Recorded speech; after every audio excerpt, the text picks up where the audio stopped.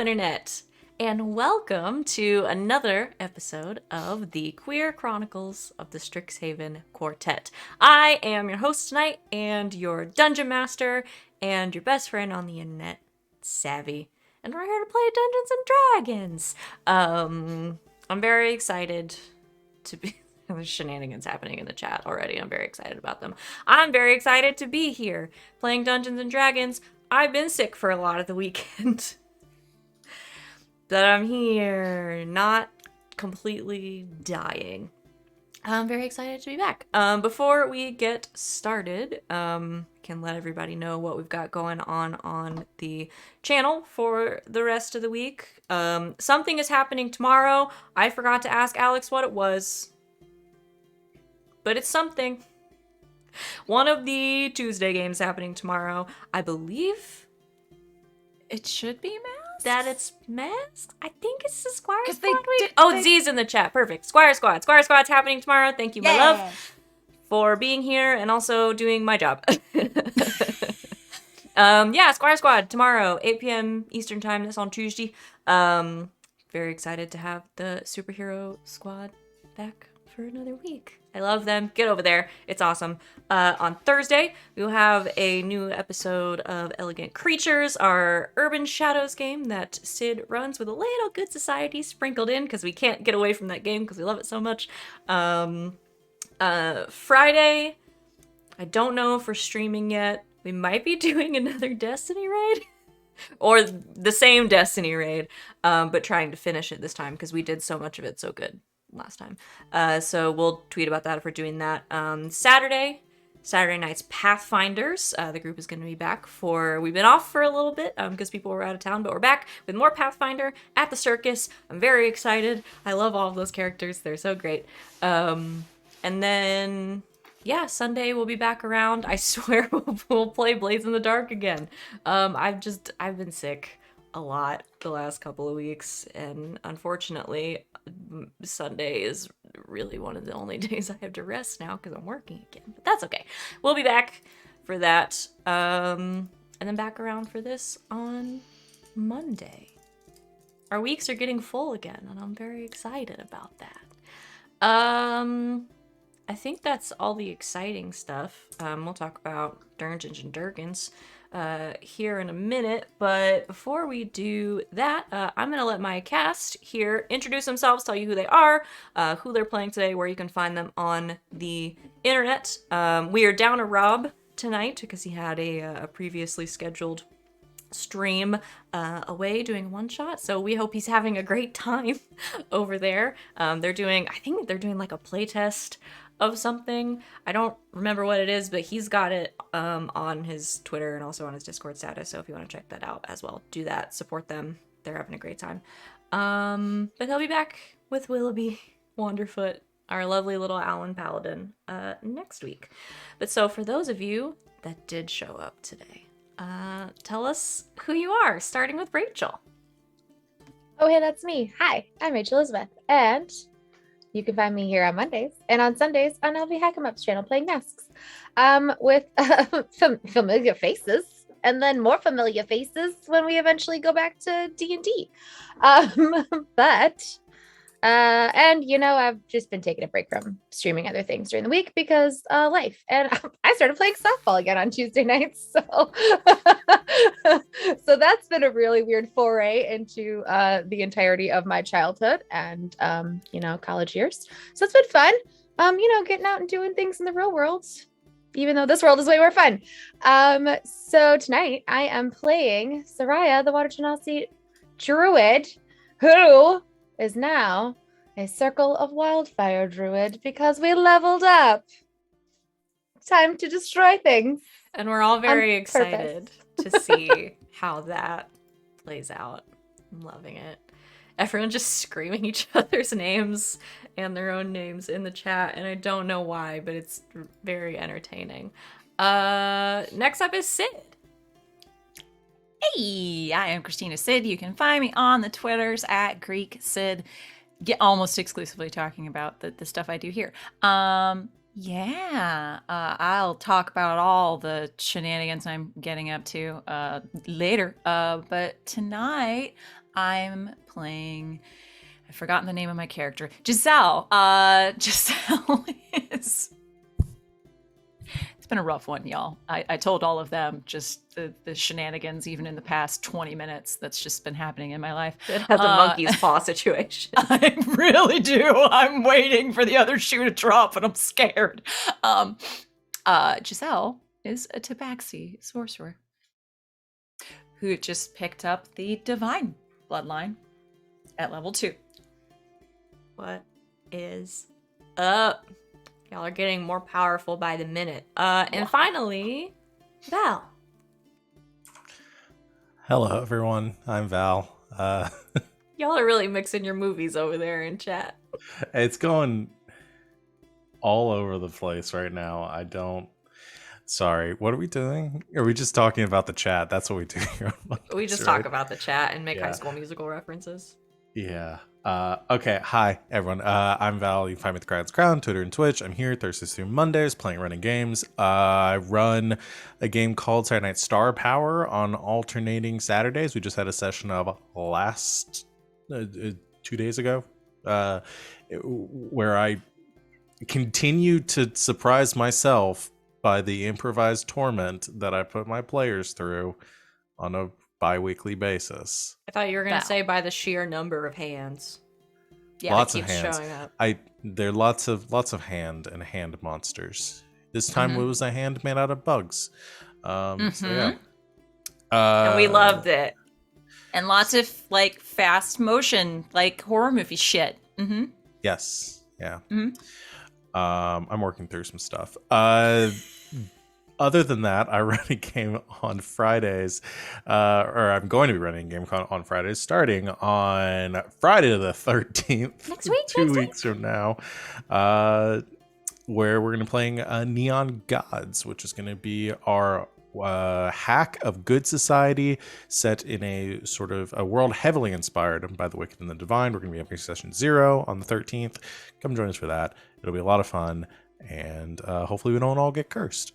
But today I'm going to be playing Law, who is a tiefling artificer and doesn't get their subclass until level 3. Bless them.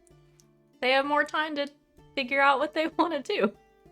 Yeah. Because I told everybody else, you're in school. If you pick a subclass and you turns out you don't really like it that much, it's fine, we'll change it. Because I'm a monster. And I don't play D&D like anyone, particularly men on the internet, would tell me I should.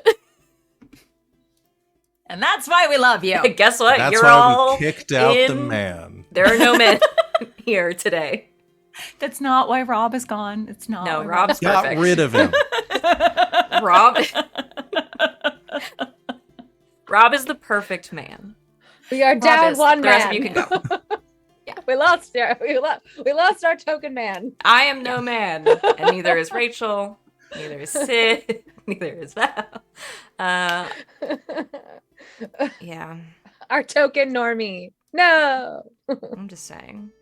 You're all in my chat right now, so It's true. apparently we're doing We it miss right. you, bisexual vacation dad. We miss Tyra. you. You're probably not gonna watch this. No, probably not. It's okay. Rob We'll would never. tell you what happens. It's okay. So we have an order of business to attend to before we start, and we're gonna start there because once again, I didn't read a recap. The stuff that happened last time, I feel like was fairly straightforward, and we all remember. After an exciting orientation, you all went to the Fire Jolt Cafe on campus near the Biblioplex. You had some frappe. You had some excellent sandwiches that I wish were real in real life because they sounded amazing. And you participated in a frog race, which quickly turned very sour as all of the frogs sort of went mad and made terrible belching sounds and had glowing red eyes and grew very large. But don't worry, you took care of it thanks to some well-placed spells from most of your party and some just straight up frog whispering from your resident druid, Sereia. It was awesome. No frogs were harmed.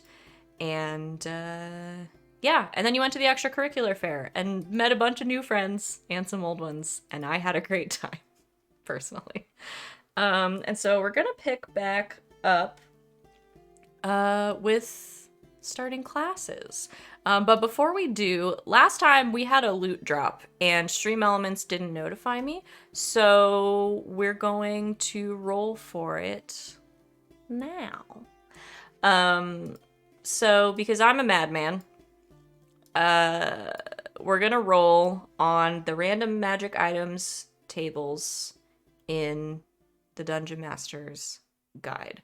So somebody who is raring to go, we're gonna do 2 dice rolls. Who wants to do the first one? Sid is waving her arms frantically. Sid, roll me a d10. Okay. That is an 8. Okay, that's 1, 2, shit. 4, 5, 6. Did I do good? Did I do good? Well, there's only 9 tables is the thing, and they go up in rarity. I did good. Who wants to do the second one? Get like a Vorpal sword. Amazing. Who wants to do the second one? Which none of us could use. I'll go. Go me? Yeah, you go. I'll roll a d100. Okay, that's. I believe this is gonna be a good I one. believe. This is gonna end your roll streak. Yeah. Why do I only have 1d10 right now? Just roll it again. All right, I'm just gonna roll You probably ate or threw the other one. I'm not gonna Okay. lie. the first digit. So it'd be is that a 39? 39. Ah, interesting. Okay. Okay. Okay. Okay. Okay. A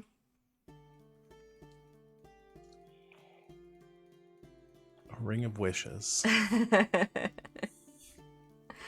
I'm gonna say, okay, you guys did the dice rolls. So, Sereia, you have stopped by the Biblioplex this morning before your magical physiologies class to pick up a textbook that you had ordered that was late coming in, but it got here this morning. They let you know.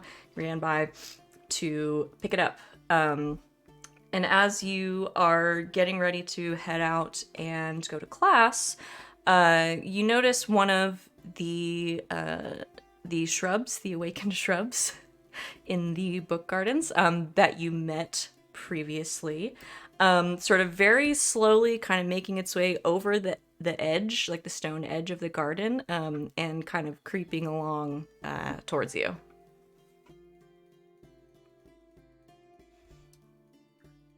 She's going to wander over to it and curtsy again. You wander over to it, you curtsy again, and the shrub on one side, some of the leaves open up, and you see what you think at first is extending towards you is like a branch, and it just sort of holds it there. But it's a little too smooth to be a branch. It's definitely some sort of like stick made out of wood.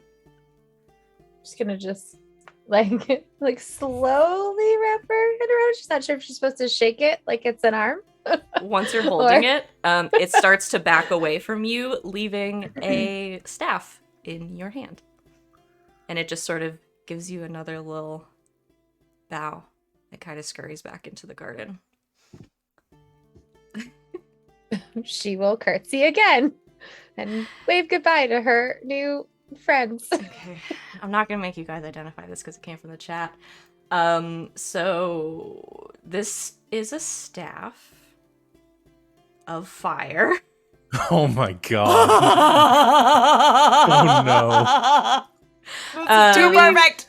Wait, can- you mean I just chose Circle of Wildfire now? And you just And got you us just- down a fire, Like, biatch. King Yes. Arthur, a So technically, this requires attunement by a druid, sorcerer, warlock, or wizard. So any of those can't use it. While you hold the staff, and I'll send this to you guys as well. But for the chat, while you hold the staff, you have resistance to fire damage, which is nice.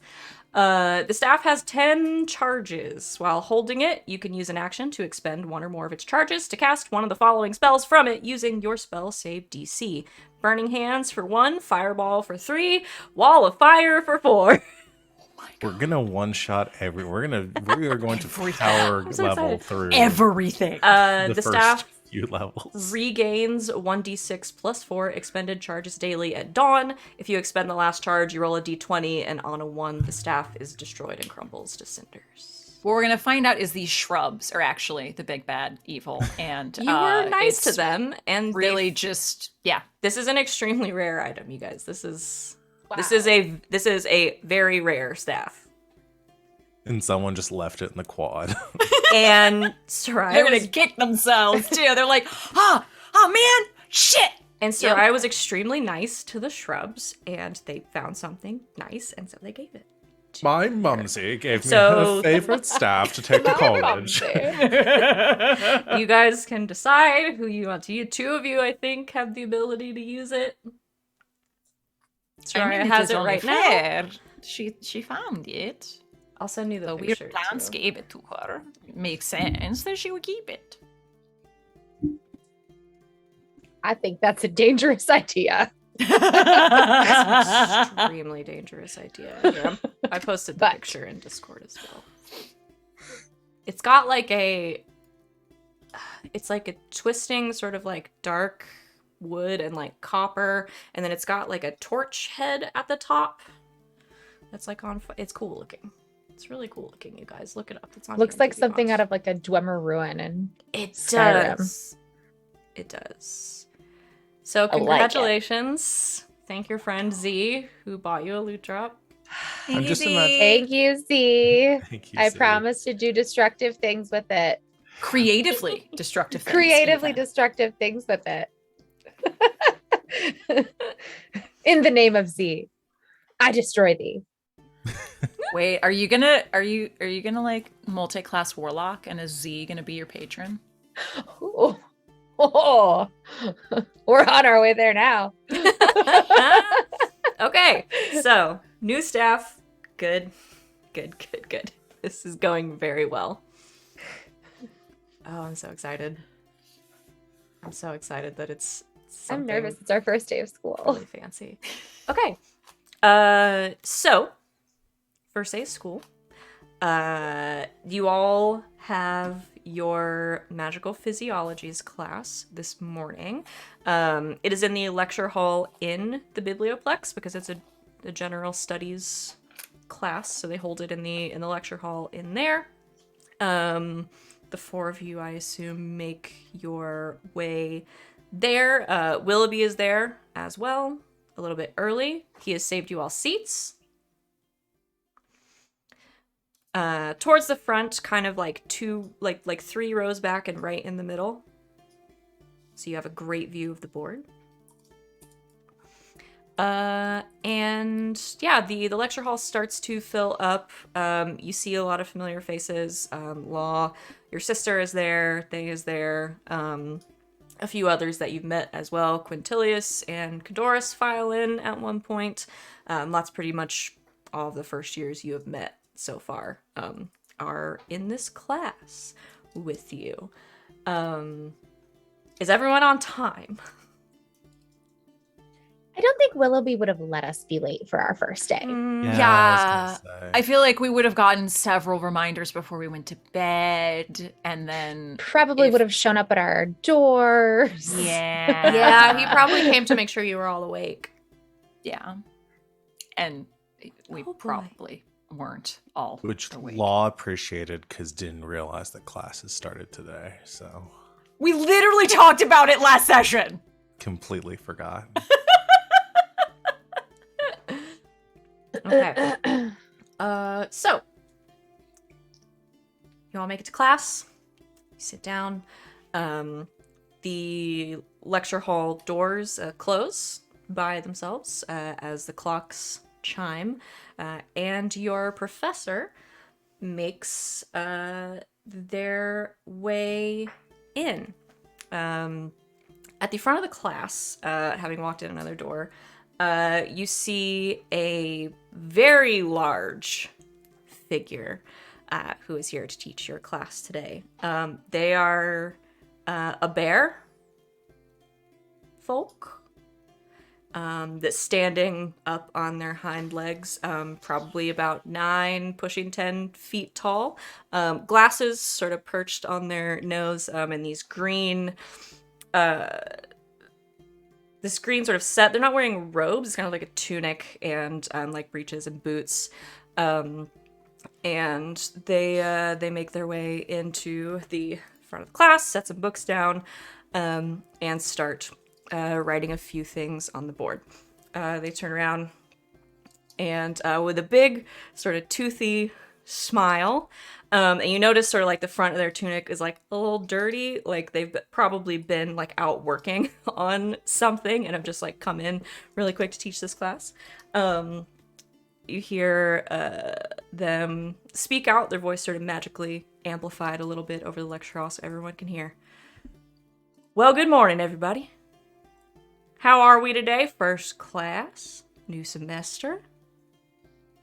I'm so excited to see y'all all today. Now, for some of you, I know I am not the face you were expecting.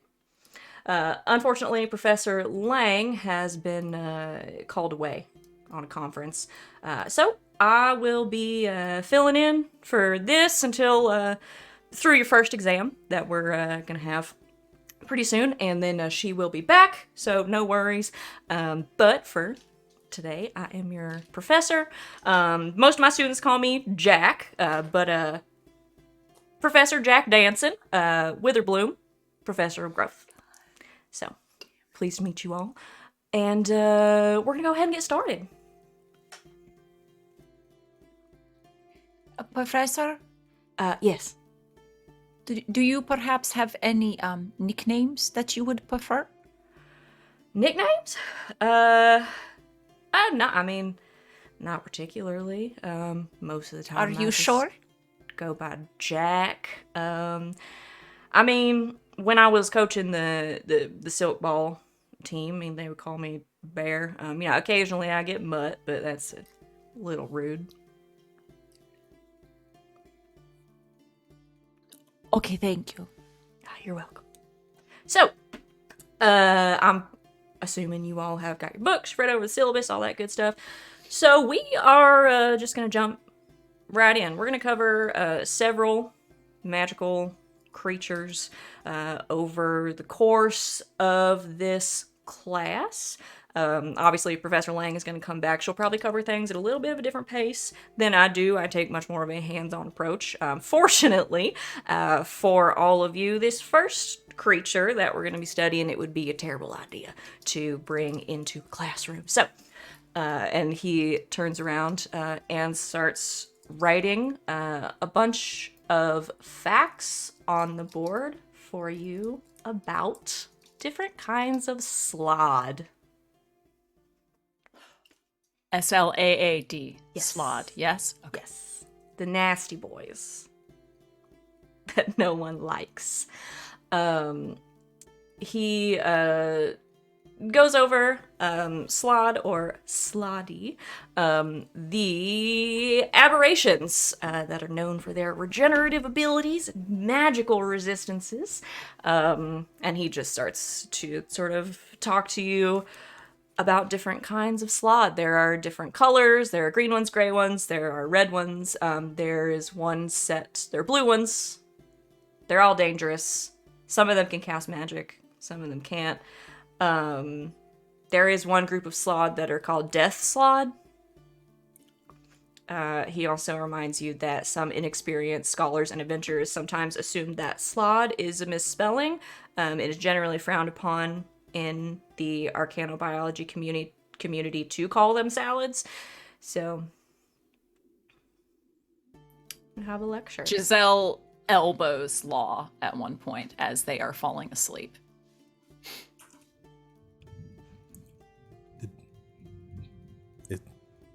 Did class start yet?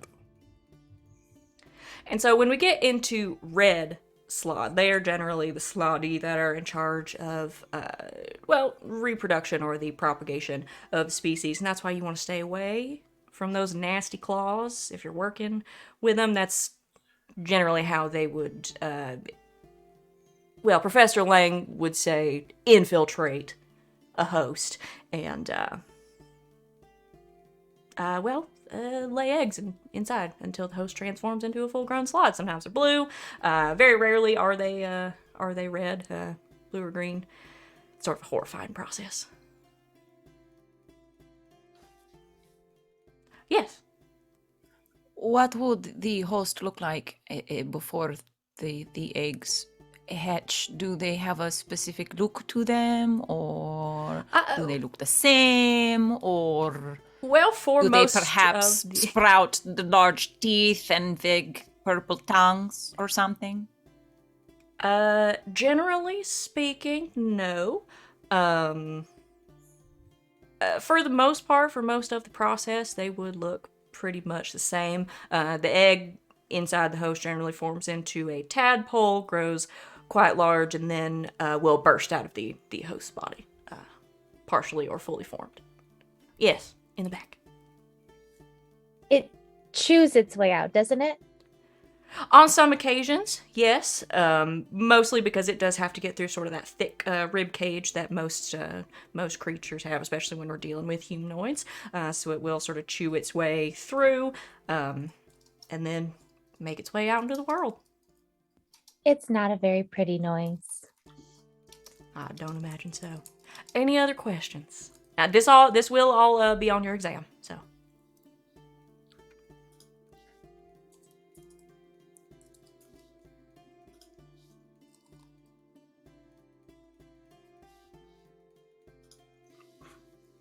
Red hair, you look like you're thinking real hard. Me? Yes. No, I was just it all makes perfect sense to me. So SLAAD. That is correct. All right, got that part. Well done. Well, all right. And he goes on for a while about these terrible, terrible aberrations.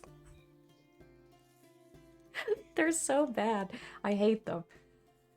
But I love them also. So yeah, you have class. It doesn't go on for too long, it's about an hour. And you sort of reach the end of the lecture and sort of rubs his paws together. Well, all right.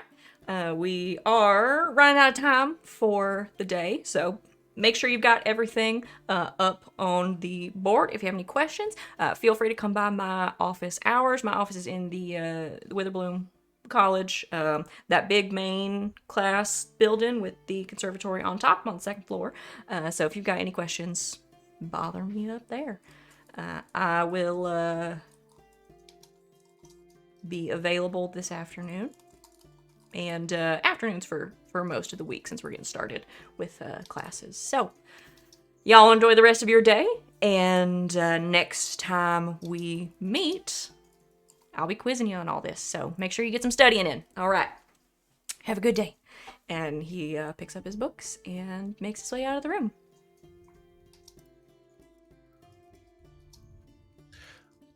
Can I borrow someone's notes? I slept through some of the class, I think. You don't say. Yes, you can borrow my notes. Thank you.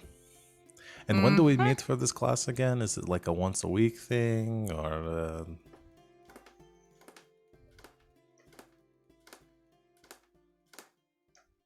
Giselle just starts walking to their next class. Probably twice a week. All right.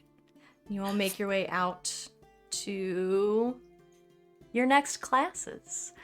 I don't have fun lectures for all of them. You don't have a fun math lecture for me? I don't. Okay. Magic math.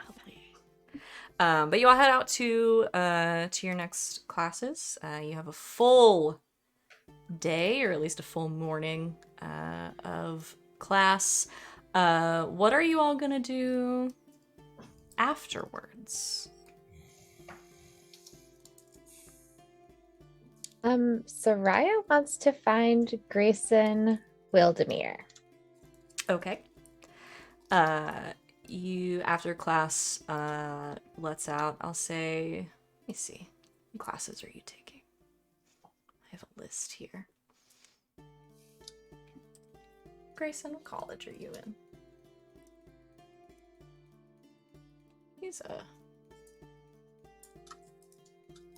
I'll say Grayson is in your Intro to Creative Destruction class. He takes some Prismari classes. So after that, you approach him. Yes. Like, excuse me. Oh, hi. Yeah. She's gonna hold out the bag of the 30 gold that she won from like the tournament or like the frog racing, and she's gonna be like, I don't need this. And one of the trees told me that you sometimes help out students that can't afford books and stuff, but you don't like people to know that. So here, she's gonna give him the 30 gold. Okay. He looks at you, sort of confused, takes it. Oh, that's really nice of you. I mean, I can afford it. I don't need it. I know. I just heard that you did a nice thing, and I don't need the money at all. So I figured that there might I'm new here and I don't really know anybody, so you might know more of the where that could go to good use. Yeah, I know a couple of people actually. I was gonna buy them the book for this class, so yeah, that'll help. Okay. I'll pass it along. Sorry, what was your name? Oh, Sereia. We met at the fair. You were talking to my friend Giselle. Right. I thought I recognized your your hair. Yeah. It's a little wild. It's just it just does this. It's not really always wet. It just kind of looks like it is. That's kind of neat. It's different. I don't. Yeah. Okay. I think I have another class to get to, but I'm not sure, so I should find Willoughby and ask him because he would know. Oh, Willoughby Wonderfoot.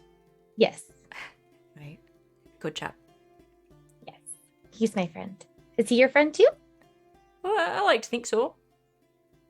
Acquaintance of note, at least. Okay.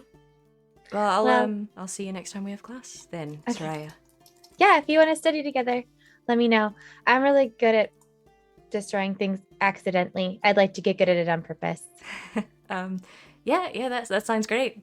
I'll find you, I guess. Okay. Bye. Bye. He tucks the pouch away and walks into the biblioplex to buy some books. Probably confused at the interaction he just had with that strange girl. Extremely confused, but he had a good time while it was happening.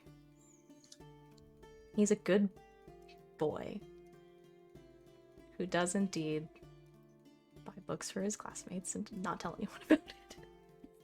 I love that about him. So yeah. Anything else specific you guys want to get up to this afternoon? Ironically, Law needs money. Okay.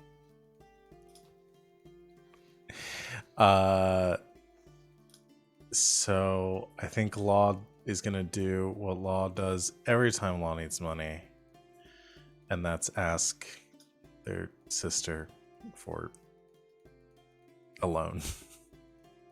Okay, you will find your sister? Yes. She is sitting in one of the book gardens with some notes and a notebook kind of spread out next to her, and she's kind of leaning up against one of the trees reading. Just sits down right next to her. No. I did not even ask what it. I didn't. Hello. So you are going to ask me for something. What are you reading?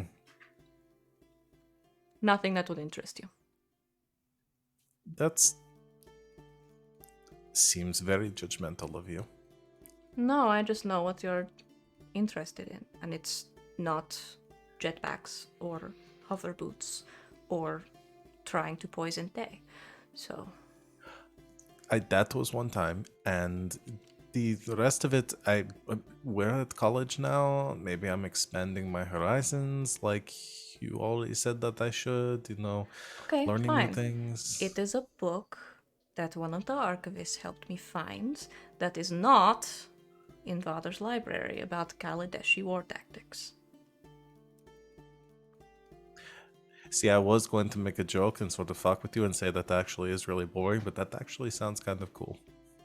It's pretty interesting, actually. There's an interesting sort of combination of tactics from different cultures that's, well, we stole, borrowed, really, but it's kind of fascinating how they all piece together.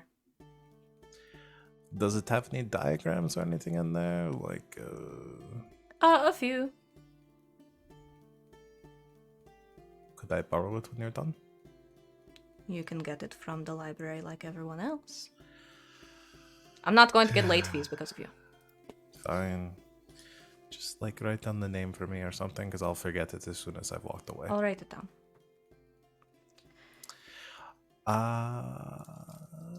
What do you I need? do have a favor. Yes?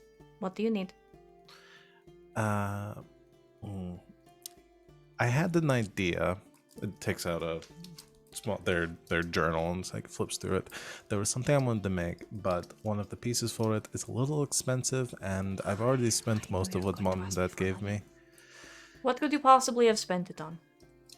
Popcorn. Okay, there was some snacks, but the rest of it went towards other things that I was also trying to make too, and those things blew up. So I need more things. How much do you need? Well, really, I'd really need like a gemstone. I don't know if you have anything like that.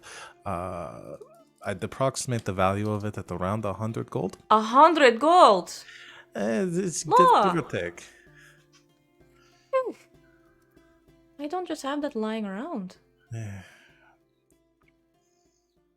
can lend you some of it, but I don't have all of it. They look through their coin pouch and says, I've got about 14, almost 15. Let me see what I have. Thank you. She looks through her purse. I can lend you 50. All right, that'll get me started. Why don't you get a job? I could. I'm kind of working on that, actually. I'm joining the LARP group. I'm going to make things for them, so maybe I'll ask if they'll help pay for my expenses.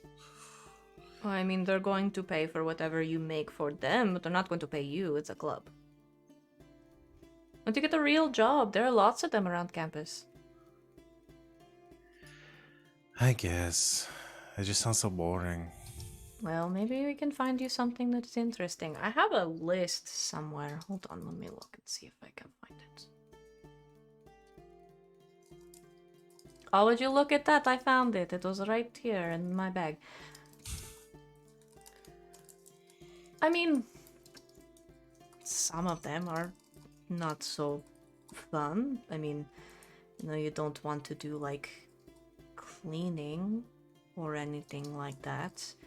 I mean, the Performing Arts Society is always looking for people to work their performances and their shows. So is the band. Maybe you could do something like that. The Magic Labs also looking for, like, people to help as lab partners, people to prepare specimens, that kind of thing. All right, I'll look into that. Or you could be a barista. I'm not doing that. Why? You're so good at setting things on fire. that doesn't seem like the point of making people coffee. I don't and know, plus, but- I just know I'll be there for 2 days, and then Faye will come in and order something, and then send it back and start complaining about things, and I'll be harassed, and I do not understand why the two of you can't get along.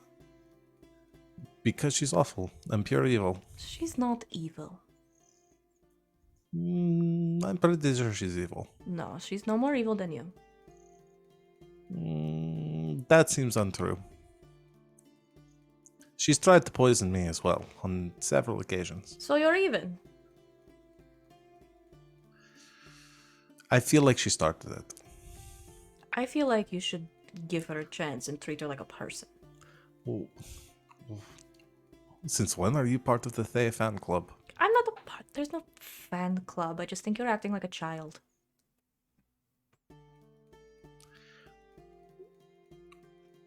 You're acting like a... Thank you for the money. You're welcome. I will Anyway. try my best. See To if you not- can work a little around campus.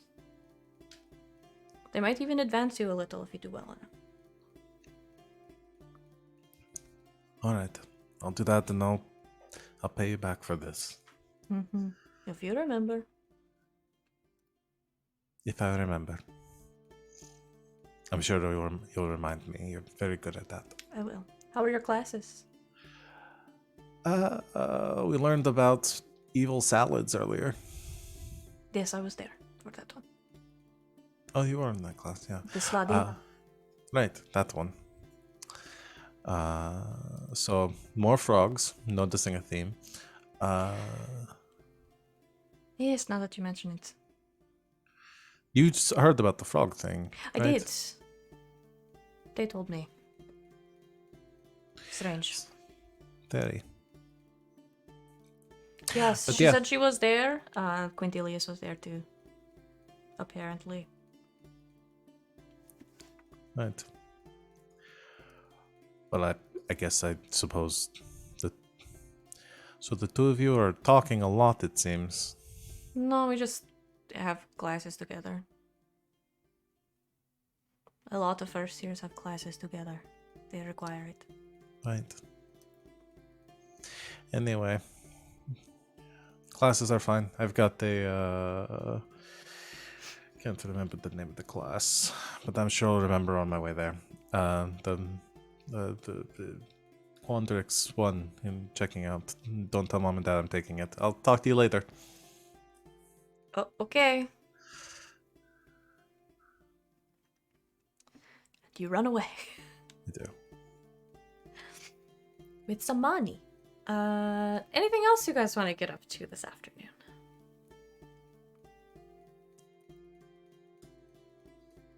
Giselle is gonna keep an eye on Quintilius.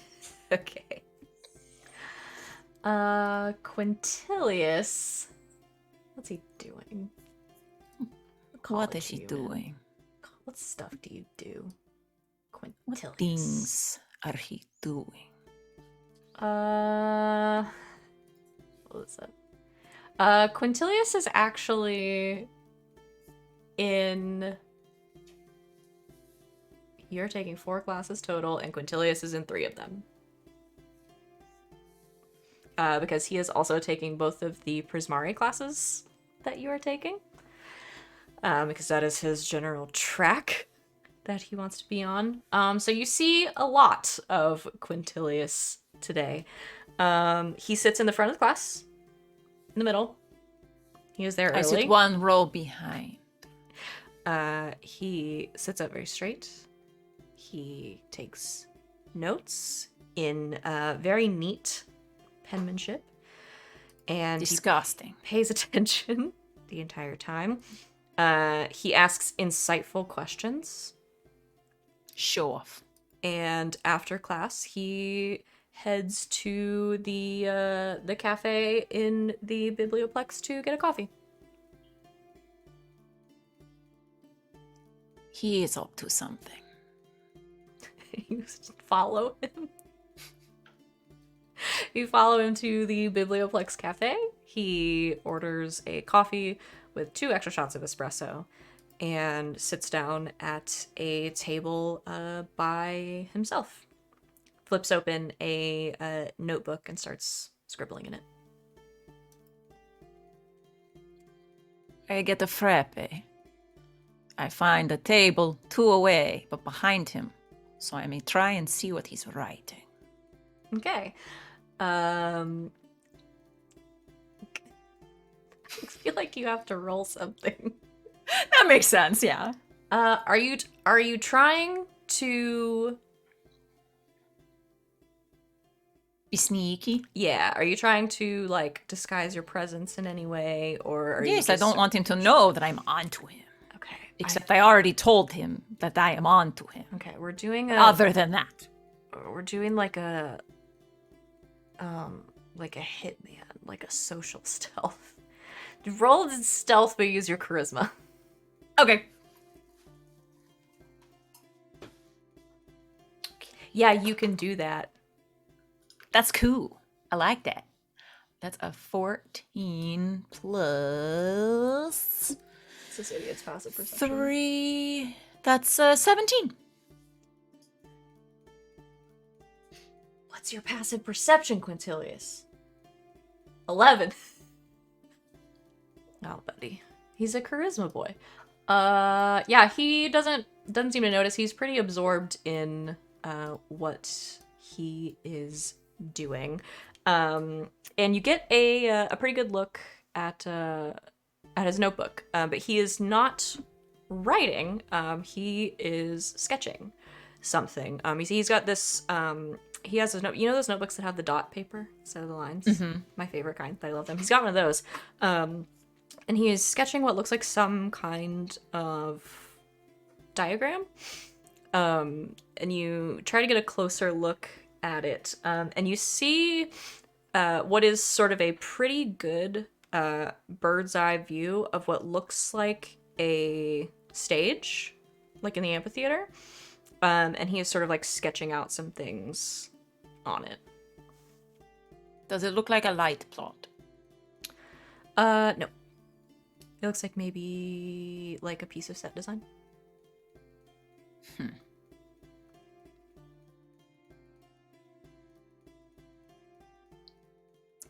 She will keep an eye on him, but she will also study. Because fuck him, she's not going to fail her classes. Study, and you'd keep an eye on Quintilius. A little bit later, he is joined at his table by... Shoot, I forgot who it is. Hold on. Let me find them.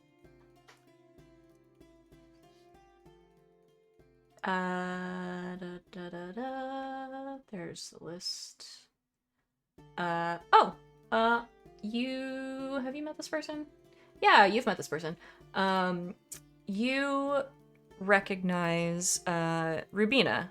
She is one of the ones that was running the show band table. Dark skin, curly hair, very nicely dressed. She sits down across from him with a coffee. They have what looks like a very friendly conversation. You can catch bits and pieces of it because you're pretty close by. He shows her what he's working on. She kind of goes through the design with him, starts talking about using different sort of theater terminology, and so I won't do that to you guys because we'll be here all day if I start talking about it. But some different terminology and stuff that I don't know if Giselle is familiar with or not. But they're essentially talking about his set design, and she's talking to him about it, critiquing it a little bit, and they're kind of like working on it together. And he is sort of listening to her very intently, is very open to like all of her suggestions, and sort of like defers to her opinion, and is sort of working on this design with her as if she's the expert in the room. He defers to her. This is good to know. Writes it down.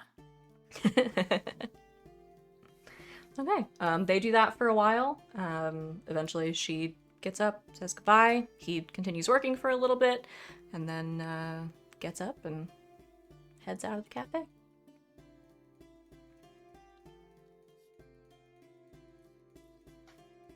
I go to my last class. Which one is your last class? What's on the list?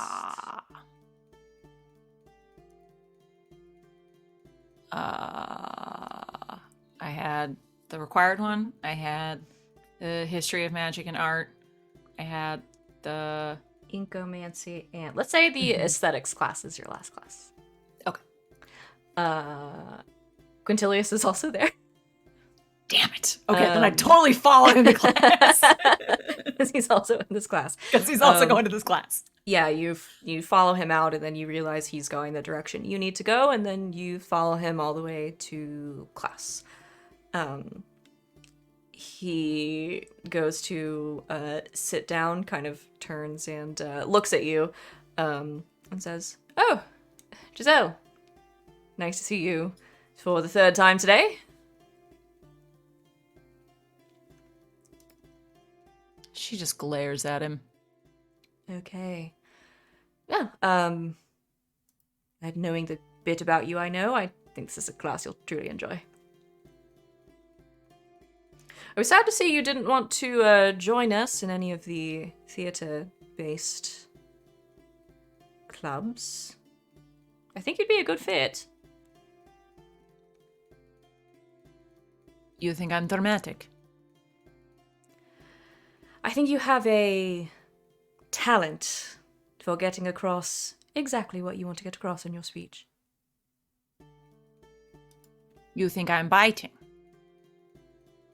I think you could be, if you wanted. And only if you wanted.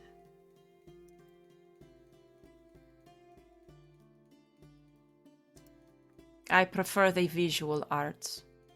Yeah. What is theatre, if not the most personal of the visual arts? A lot more talking. Surely that's something you enjoy.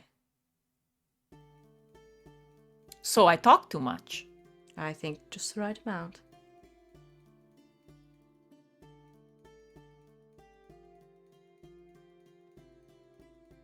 She just turns on her heel and walks to her seat. Right. See you later. He sits down. And you have class. It's very interesting. Class. We're starting off with the most basic of things. But you're, gonna have lots of fun doing magic and disguises and all kinds of stuff. It's a fun class. Anything else you guys want to get up to either this afternoon or over the next couple of days? Over the next couple of days, we're gonna have some meetings of the extracurriculars you have joined. I'm not gonna play them all out in like long detail. And then we're gonna have an exam. So, I have a question. Yeah. So, the jobs thing, it does say that character can only hold. You can only have a job. You only have one extracurricular while you have a job. Are you going hard and fast at that? Do I need to drop one of the extracurriculars that I planned? you don't have to. I think it's probably just gonna be a matter of balancing them. Okay. But you can if you want. Kind of playing fast and loose with it a little bit. Gotcha. Okay. Just wanted to ask. Did I put the list of jobs in Roll20? Yeah, it's in Roll20. Okay, great. Thanks, past me. So over the next couple of days, you all go to class. You all go to some meetings. Giselle, you meet up with Grayson and the group at one point. Let's see. I'm trying to remember which extracurriculars everyone is in. Let me go I back also to the list. See Nora, I believe. Nora Ann. Yes, and you guys met Nora briefly. Nora was... I pull up the thing over here. No, that's not the character sheet I want. This one. This one is Nora was at the Fine Artists table. So that's Distinguished Society of Fine Artists. Cadoris is there. Nora is there. And then the future entrepreneurs, Grayson is the one that you recognized. So you get settled. You just have kind of introductory meetings throughout the week. Law doing the same, because you're also joining the entrepreneurs, correct? So the two of you go to that one together. Law, you and Willoughby at one point head to a meeting of the live action role playing club, where they basically they welcome everybody and very quickly start to jump into sort of what they need, the different roles that they are trying to fill. Law, you are approached by a very excitable gnomish woman. She's a young woman. She's about the same age as you. Long red braid, very excited, bright clothing, sort of a fun like jacket with a high collar. Introduces herself to you as Rosie. So, I kind of run the show around here a little bit. Cadoris told me that you are a builder. Yes, and not really one for like the acting part of things and stuff. Not very good at that, but I heard that you have a lot of equipment that you need made, so like... Constantly, yeah. So really what I'm looking for is like a prop master at this point. I need somebody that can kind of take over heading up, like making sure all of the props get made and that they're stored properly and that we like have all of our stuff for the different meetings and the different games and stuff. Are you up for that kind of thing? Yes, I can definitely do that. And just to clarify, when you say props, you mean like swords should not be sharp and like guns should not actually fire anything. Correct. All right, just making sure. I mean, if you can get them to like look as real as possible without actually being real, that would be swell. I think I could make them look very real, yes. Cool. I guess I'll get you a list of the stuff we got coming up and recruit whoever you need. We got plenty of hands on deck, and let me know if you need anything. I will. Rosie, right? Right. Hi. What's your name? Law. Law. Got it. Well, yeah, welcome aboard. Really excited to have you. This sounds like it's going to be a lot of fun, so very excited. How familiar are you with basilisks? The chickens that turn people to stone, that sort of thing? Yeah, big weird eyes. Yeah. You got a vague idea of what those look like? I could guess. That's probably fine. Okay. Yeah, I'll get you a list. Thank you. She heads off. Starts doing something else. She's always doing something. Yeah, you have a meeting with them. Sereia. You're in other clubs. Yes. There's one in particular I want to get to because this is another folk that we haven't interacted with yet. So you go to Gymnastics. a meeting for the show band. Aurora is there, Rubina is there. They welcome you in. You sort of get a feel for the sort of the instruments that everybody specializes in, and talk a little bit about that. And then later in the week, you show up to a meeting of the intramural Gymnastics Club. I'm gonna pull up the art of this person because I promised chat when I had art I would show it. You are You graded. don't want to skip this art. Do not want to skip this art. You guys have already seen him. You show up, and there are several people sort of milling around. This is near like the intramural fields. They have their meeting outside. There are several people milling around. Some of them in kind of like workout gear and that kind of thing, and then some of them in uniforms, like in cheer uniforms. And they're kind of sectioned off. Some of them are intermingling, but they're kind of sitting in two groups. And at the front of the group are two folks. One of them in a unitard, like a gymnastics unitard, and one of them in a cheerleading uniform. They look very similar. They have sort of dark brown skin, fiery hair, sort of light. One of them a more like orange color, one of them longer with more like blonde hair, and these glowing yellow eyes as two fire jealousy stand in front of the group. One of them, there he is. Look at him. He's incredible. Chat, I'm going to show you this guy. Oh no, he's hot. Oh no. He's Like hot. literally and figuratively. Oh no. He's both. He's I hot. may or may not have chosen this club because I want to interact with this person. That was very smart of you. That So- might have been the deciding factor. Yeah, I showed everybody this art and they were like, oh! He's gonna be our friend the with benefits. No. two fire genasi stand up there. One of them kind of standing to the side smiling, but the other introduces himself and says, welcome, everybody. I am so glad to see so many new faces and a lot of returning ones too. This is very, very exciting for me personally.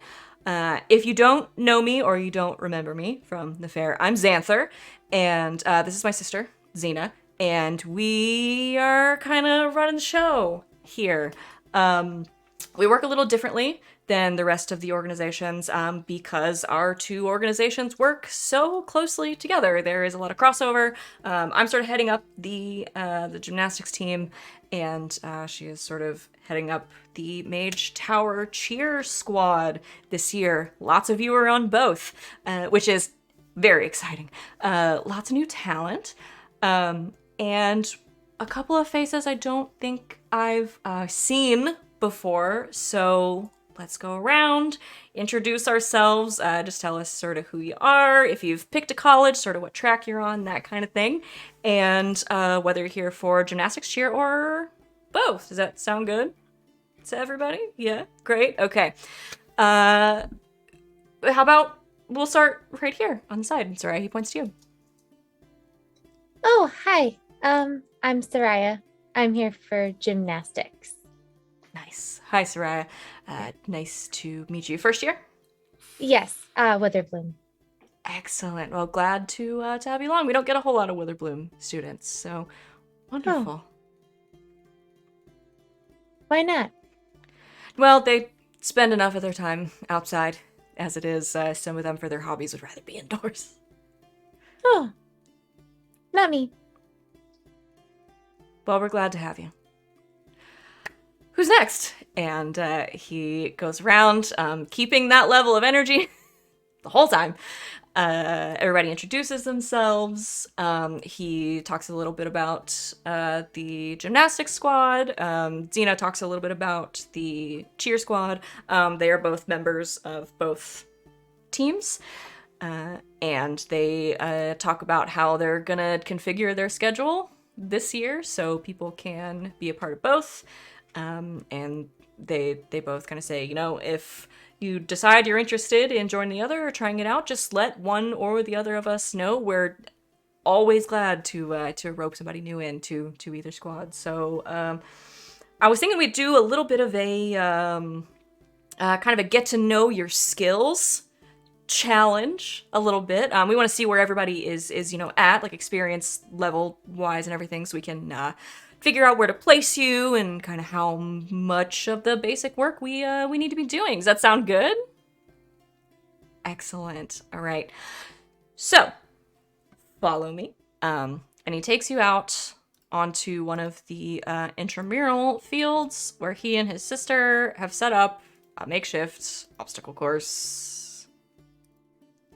And that they're going to make everybody run. Yay! Sereia.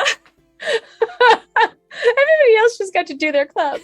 Why did I choose the physical activity club? Because you picked an athletic club. You did. I'm just You get an obstacle course. This is awesome. It's very fun. So there's like a climbing wall that you have to climb over. There's like a rope that is sort of like a rope swing where you have to swing over like a pit of mud that's just sort of levitating, hanging from nothing. It's fun. There's some of those big things that football players run into and push very far. Tires on the ground.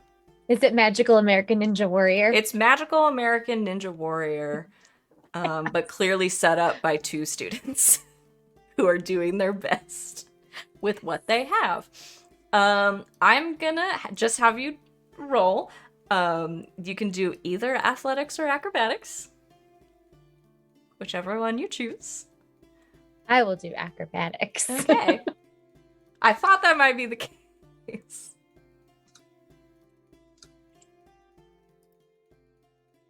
Uh-oh. I only got an 8. Okay. So you make it through the course. I think it's probably been a little bit since you had to do this much physical activity. So it catches up with you a little bit. But you make it through. Most everybody does it a little quicker than you, but you make it. And nobody really gives you any guff or anything. I think you just probably have this moment of like, whew, okay, gonna have to catch up a little bit. But Xanther tells everybody, great job, and hands you a practice schedule that has both the gymnastics practices and the cheer practices on them, in case people want to participate. And you're sweaty and hot, but you're free to go. It's sweaty and hot, huh?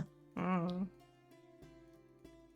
No, she'll just go. She's probably exhausted. All right. So yeah, you have a lot of meetings over the next couple of days. You get your extracurriculars in, and unless there's anything else anybody really wants to get done over the next few days, you have to study for your first exam. So we're gonna do that. Yay! So there are 2 phases to exams: the studying phase and the testing phase. You have to roll once for studying. So all of you will decide how you are studying. You can use any skill or ability that you want. You can only roll once, I believe, though. I'm gonna pull up the handout just to make sure I'm telling you the right thing. Exams. Yeah, so you succeed on an ability check against the DC of the encounter. The DC for this one is 12. So you can use any ability or skill you wish, but you can only make the check once. For example, you might make a history check to pore over your textbooks, a performance check to create spoken mnemonic devices, a sleight of hand check to create gestures or practice physical components. Anything you can think of that will help you study for this exam about Slotty. You can also do a couple of things to give yourself an advantage for studying. So you are allowed to skip studying if you want. You won't get the bonuses that studying gives you You cannot study. This will come up later, probably, when you guys have a lot of shit to balance. You can study together. Anybody that participates in group studying gets advantage on their studying check. Or you can pull an all-nighter to gain extra bonuses during your testing phase. But at the start of the next day, you have 1 level of exhaustion, and you cannot remove it until after the exam. So, how do you do this? Do you do this? Do you study? Who do you study with? How do you study? I want to know. Tell me everything. Do we have an exam in each class? Or is it just the magical physiology? Just magical physiologies. Yeah, so the way that this class is structured is sort of, you're going to have like a lot of small exams. So we go over like sort of one creature, have an exam on that, continue on. Okay. Then we probably would, I mean, like, Sereia would be looking to study with someone probably because she knows that she's easily distracted and does better studying with a buddy or 2 or I'll 3. need somebody else's notes because hasn't paid attention during class. Giselle knows law well enough that knows that probably need notes and some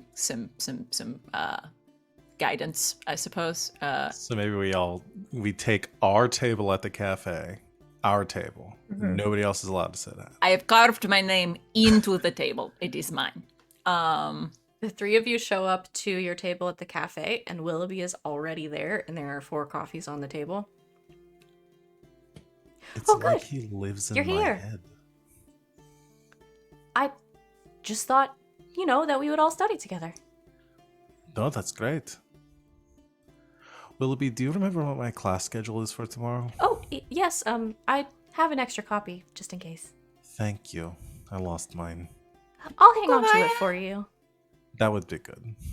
You are wonderful. You know this? Gosh. Thanks, Giselle. She'll just grab his little owlin face and give him mwah, mwah. Well, I think you're all pretty great, too. Stop it. Okay, we really have to study, though. Okay. So everybody gets to make a check with advantage because you're all studying together. You have to tell me what skill you want to use and how you are justifying using that skill to study. It essentially lets you be creative to be able to use things you're good at, which I like a lot.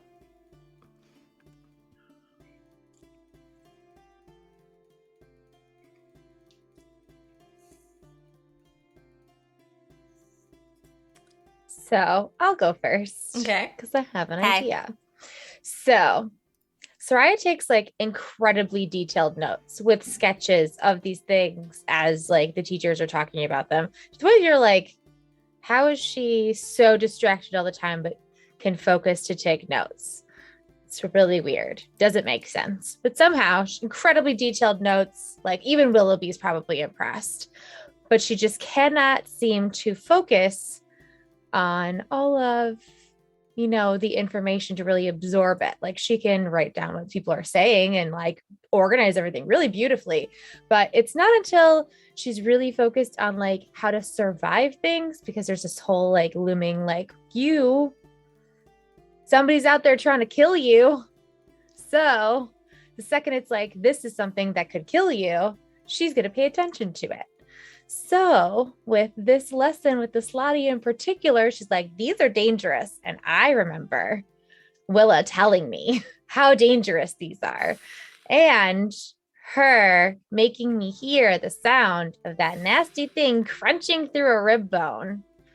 So that would really stick. So I'm thinking I can justify using survival for my check. I think so. So go ahead and roll survival with advantage. You just need a 12. Well, I got a 15, but Okay. let's see if we can go better. Nope, 14. Okay. So you succeed on the check. So let me find the reroll thing.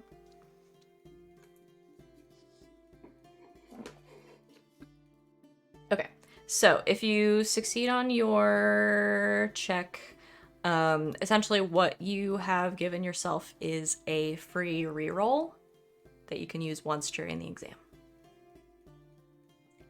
And there's 2 sections of the exam. Okay.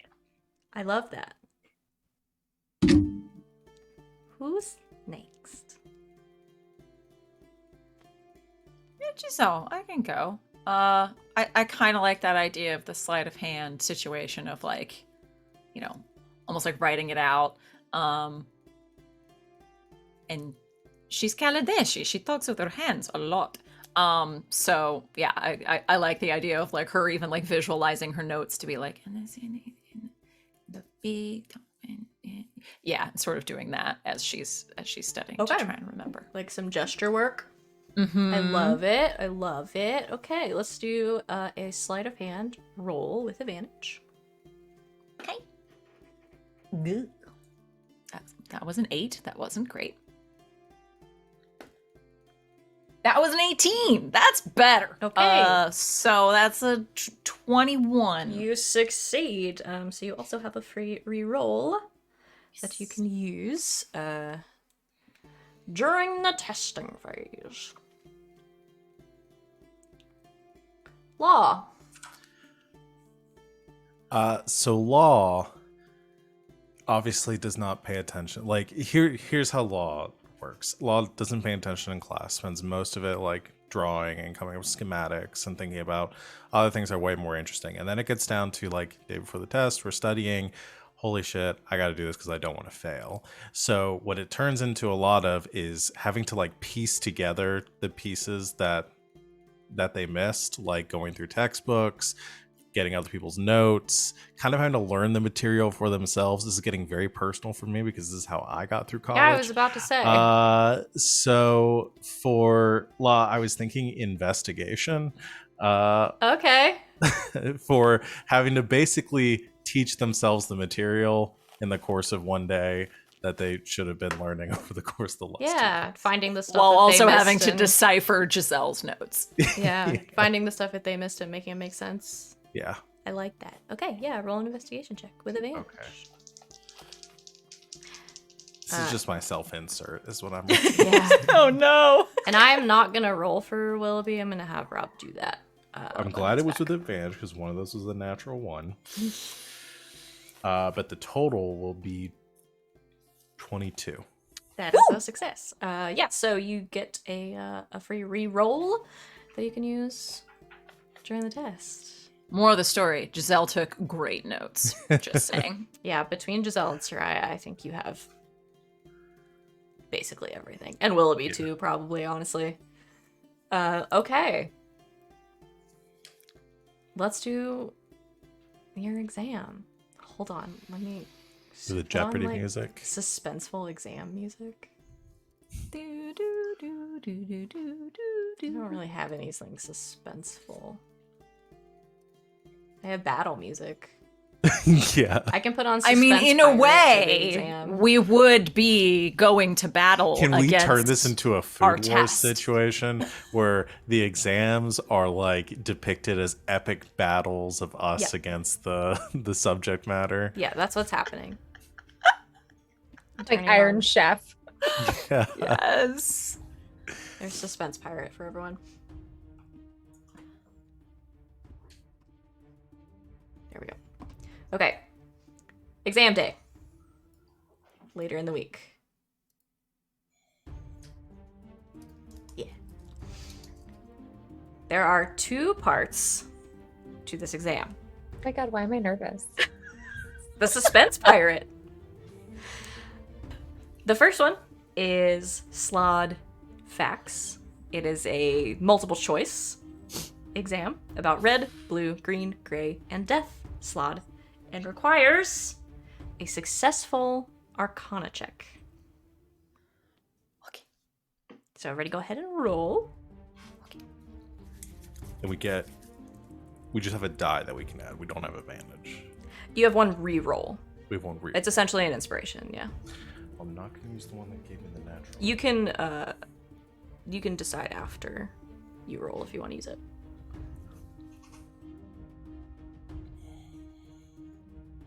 That was only a 12. Okay. I think I'm gonna take the reroll. Okay. That's a 20. Okay. I'm also going to take my reroll. I got a 7. Okay. That's better. Soreia saw a butterfly. What? Okay, so 13 plus 4 is I got a 17. Okay. This is the first half of the exam. Law's very focused on this. The information is slowly leaving their brain. as the exam goes on. Slowly Just leaking regurgitating. out their ear as. It was still only an 11. Okay. You turn in the multiple choice portion of the exam, and you're handed the second half, which is titled Diffusing Slod Confrontations. This is a few short essay questions about commonly accepted ways to keep Slotty calm during unexpected encounters. And this requires a successful insight check.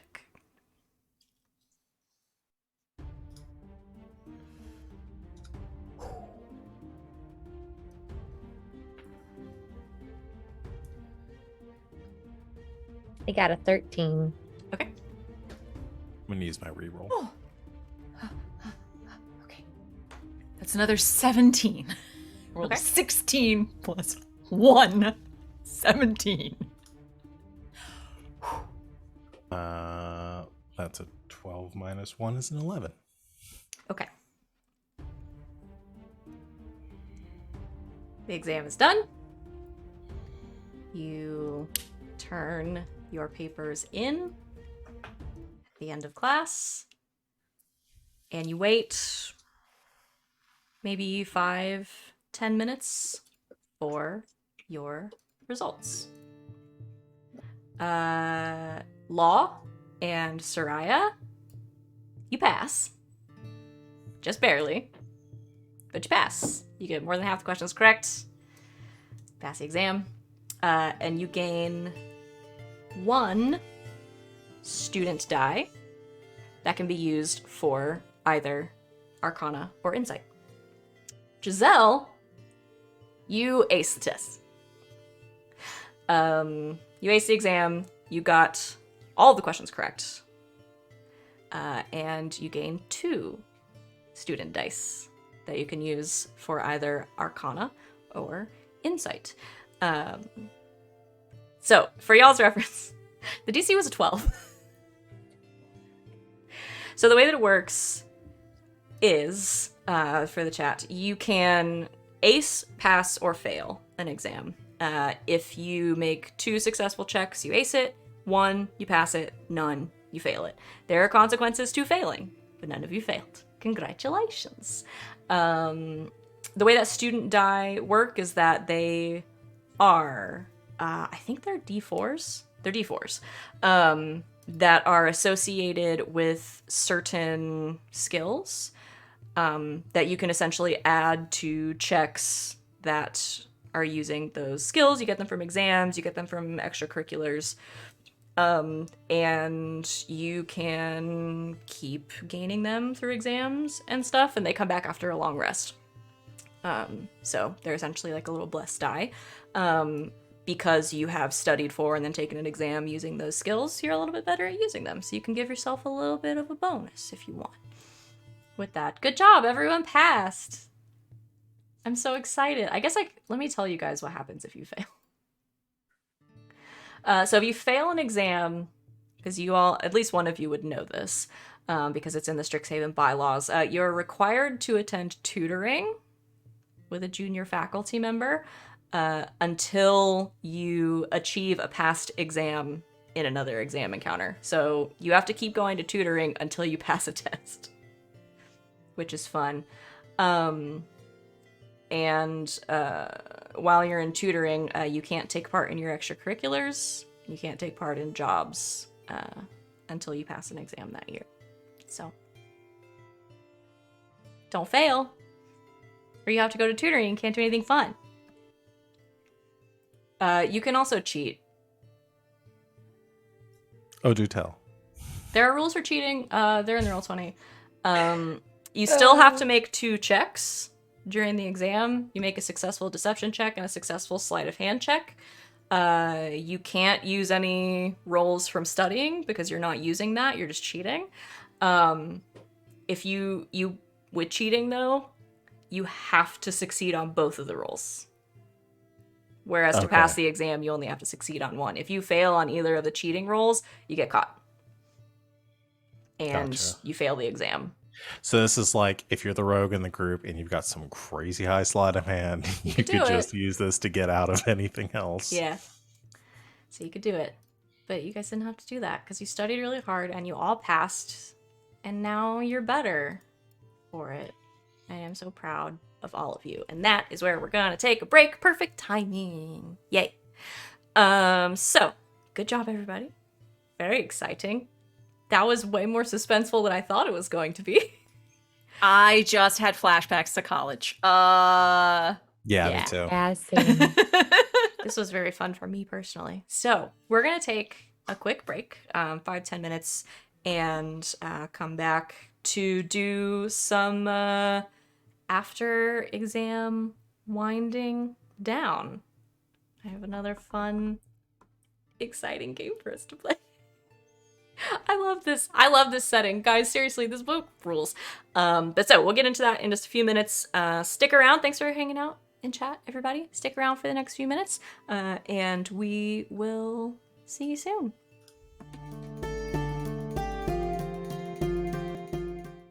And welcome back, Internet. Thanks for hanging out with us during our very reasonably timed break. For once. We're back, and we're gonna keep playing Dungeons and Dragons here in Strixhaven. So, you've just finished your first exam in magical physiologies on Slotty, and facts about them, and how to diffuse encounters with them should you ever find yourself having to do such a thing. You guys wouldn't know anything about diffusing encounters with big weird frogs, would you? Alright. You are, you've gotten your test results. Willoughby's got his. I don't know what they are yet, but I will next time. But Giselle has aced the exam. Sereia and Law, you both passed. And you see standing next to you 2 classmates who have just approached you that most of you recognize. All of you recognize Greta, the dwarven classmate of yours that is part of the Iron Lifters Society. Willoughby knows her. She took place in the frog race last time. And Law, you recognize Rosie. 2 of your shorter classmates here. That they are sort of putting their exam results back in their bags. Greta sort of flags you all down. So, how'd you do? I passed. Awesome. How did you do? I passed. Barely. Rosie aced it. She always does. What can I say?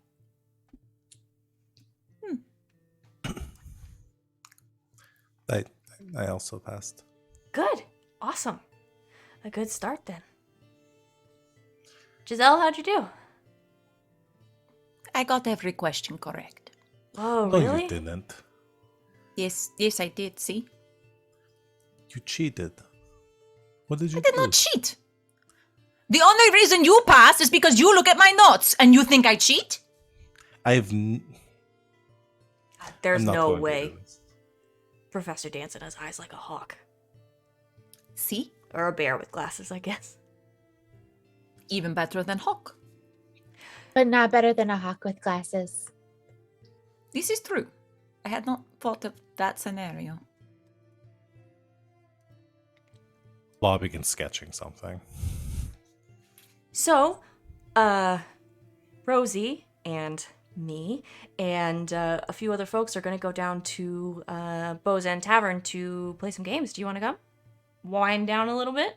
Or up, maybe, depending on how you like to spend your evenings.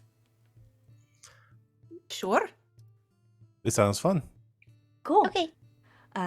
Javanish was going to set up some games for us, so he's good at that kind of thing. Oh. Who is this? I'm sorry. Stout Claw, big, tall owl, sort of blonde. Have you met him? He's a second year. I do not think so. Oh, well, Oh. he works at the tavern, so he was gonna kind of set something up for us to kind of chill after our first exam. He's super nice. You'll love him. Oh, all right. Another Kukubaya. Excellent. Oh, what? Nothing.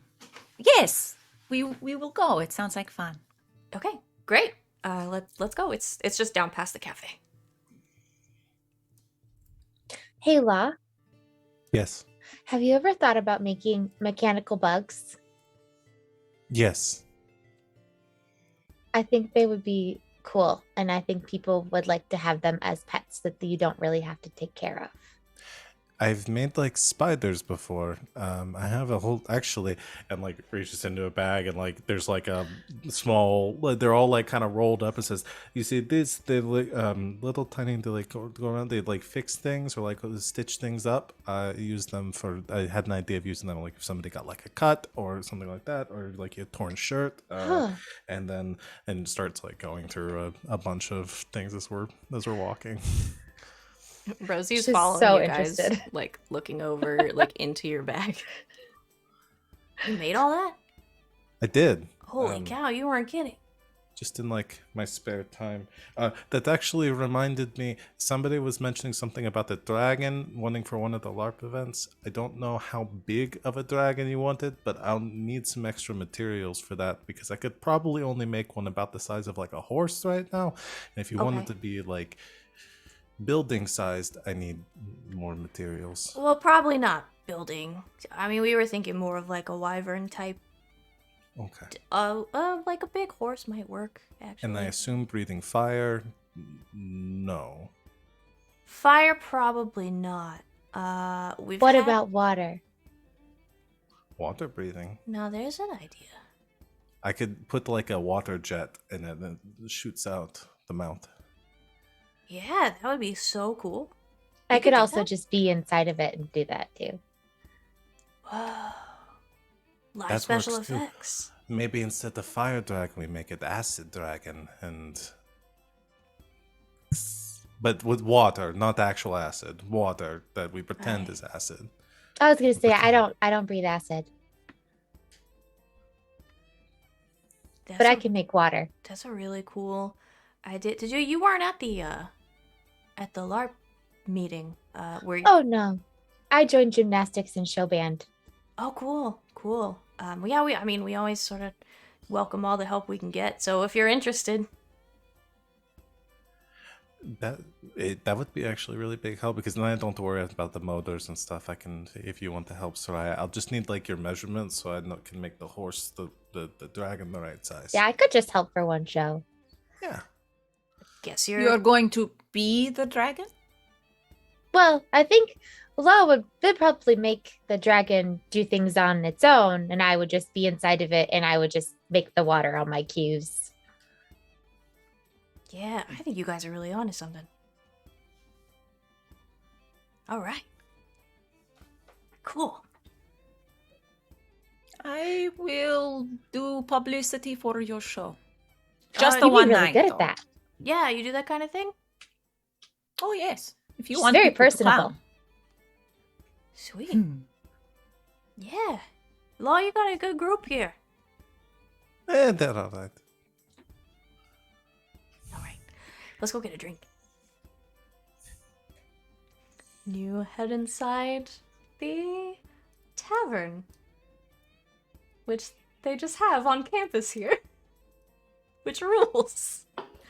That's pretty amazing, actually. That would be great. Me. I mean, look. More college. You gotta let campuses college kids should, get drunk. Yeah, I mean, just put it in a place where they don't have to drive. Yeah, it's Yeah. perfect. Yeah, We walk. it's in the middle of campus. You just walk there, and here you are. Damn, Just your layout. That's a It's big. big In the tavern. Show Wow. chat. Holy shit! Got a little map here. Got a little map going on. I guess it has to be. I mean, like every student is probably coming here.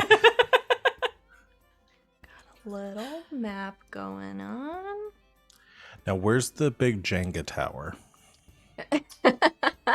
Perhaps like a Connect 4 situation? Like one of those, Yeah. you know, like where they're the size of dinner plates? Where do we play Twister? We can play Twister anytime you want. Draw our own. Law sprays Giselle with a squirt bottle. They have. Bad kitty. No, Kitty gets a bad kitty. No, kid is not Papa. That twisted South Park humor. These are my cheesy boobs. Wow. I love that show. Talk about taking me back. Okay. So, you walk up to Beau's End Tavern. Outside, sort of down here, you've got, this is actually outdoors. There's a fence going around. You got some patio seating. It's fenced off, and it is open to both customers of the tavern as well as non-customers. People stop, you know, in the middle of the day, sit on the patio, have some water, that kind of thing. The front doors are usually standing open, unless there is inclement weather. And it's nice outside. You can head in. You've got the main dining room in here. There are a lot of tables. This place is absolutely filled with students. You could fit about all told, like at all the tables and the chairs, you can fit about 75 to 100 students in here. And some nights there are that many. There aren't as many right now, but it's pretty busy.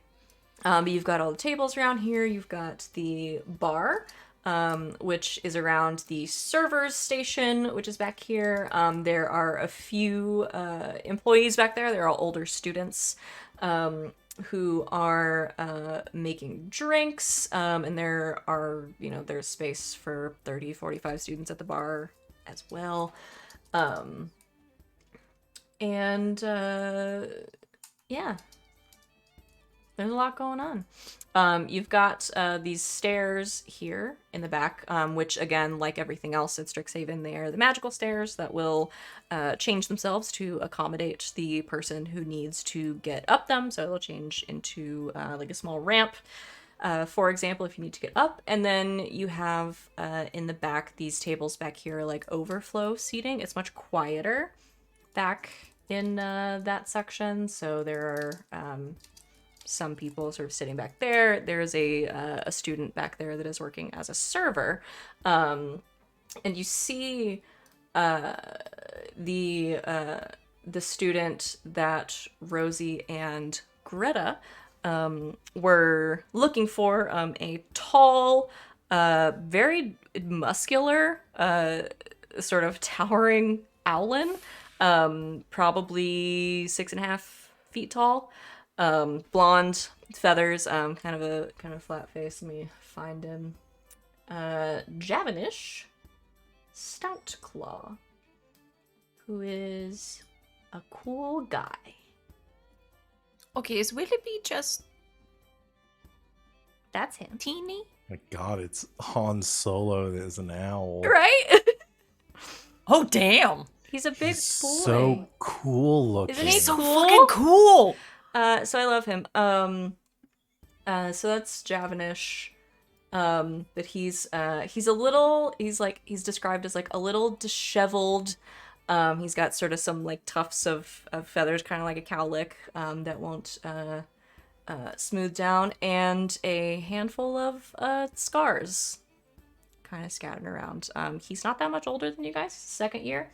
But so he works at the tavern, and you can see him in the back, speaking with an older looking man, well, older than him, not super old, but an orcish man, who is also very large, probably probably pushing 7 feet, but he is seated in a wheelchair and is kind of wheeling around with a tray in one hand and is kind of talking to Javanish. Some of you would probably know who this is. If you are sort of familiar with any of the staff on campus, this is Tolk Tusktooth, also known as the Bulk, and he is the bar manager. Tolk the Bulk Tusktooth nickname runs this bar. The Bulk Tusktooth. I can't show his art on stream because Hell I stole it because he didn't have art in the books, but this is what he looks like in my head. Oh, hell yeah. I'll post it in the Discord later. He's a big, muscular, green daddy. Yes. And I love him. Uh-huh. And we do too. But yeah, he's in a Hunk City in this bar. It is. We have to Yeah. talk. You've given us too many people to hit on. Okay, how do we I'm overwhelmed. choose? I'm just overwhelmed by the already hotness. sexually frustrated in this game. Okay. It's ha.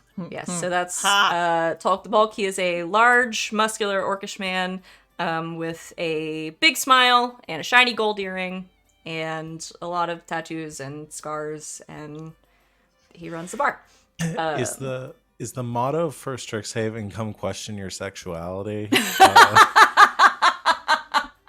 In Strixhaven's defense, there was no art for Tolk, so I just made him. But they named Hot him and in a Tolk wheelchair. the Bulk. Yeah. Tolk. The Bulk. Maybe if you talk to him, you can find out why he's called that. He's got a whole we- story. I intend to talk to him. Not like I that. very much intend to talk to him. Nasty. All right. You see them wave to this very tall Owlin, who says something else to Tolk, and then goes behind the bar, kind of sets his tray down, wipes his like clawed hands a little bit, and Javanish makes his way up to all of you. He's a little intimidating, and he has one of those Says who? faces where when he smiles, it's like a little scary, but he's trying his best to be friendly because he knows he's big and intimidating.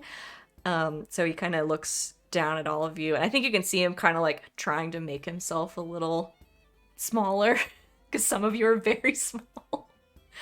That he looks at all of you, says, "Hi, Rosie, Greta, people I don't know." Hello. I am Giselle. Hi, This is Sereia and Lo. Giselle, Sereia, Law. I'm Javanish. Javanish Stoutclaw. Second year. I work here at the bar. Greta and Rosie told me that you guys were having an exam today, so I set up a game in the back for you guys to kind of, let some stress out, that kind of thing. If you're interested, I just thought it'd be fun. How very thoughtful of you. Will you be playing as well? No, I'm gonna, kind of oversee everything. And I'm giving out the prize too. Oh, what is the prize? Oh, well, it's just a thing I had laying around. I don't need it anymore. So, and he pulls from his apron pocket a small gray bag that is tied at the top. Pretty cool, huh? What is it? If you win, I'll let you find out. He sticks it back in his pocket. All right. So, you ever played Wizard Gizzard? No. You're gonna love it. Come on, I've set it up in the back. I'll show you. And he starts to walk towards the back, kind of towards one of the overflow seating areas. I'll put As- back as- away the squirt bottle that they were starting to get out during that interaction. I was gonna say she like looks back at all three. I'm assuming Willoughby's there too, and just goes, and then just keeps walking. So, I worry about her. along the side of the dining room, sort of in the back where the overflow seating is, some of the tables and chairs have been shifted away to create sort of this rectangular open space.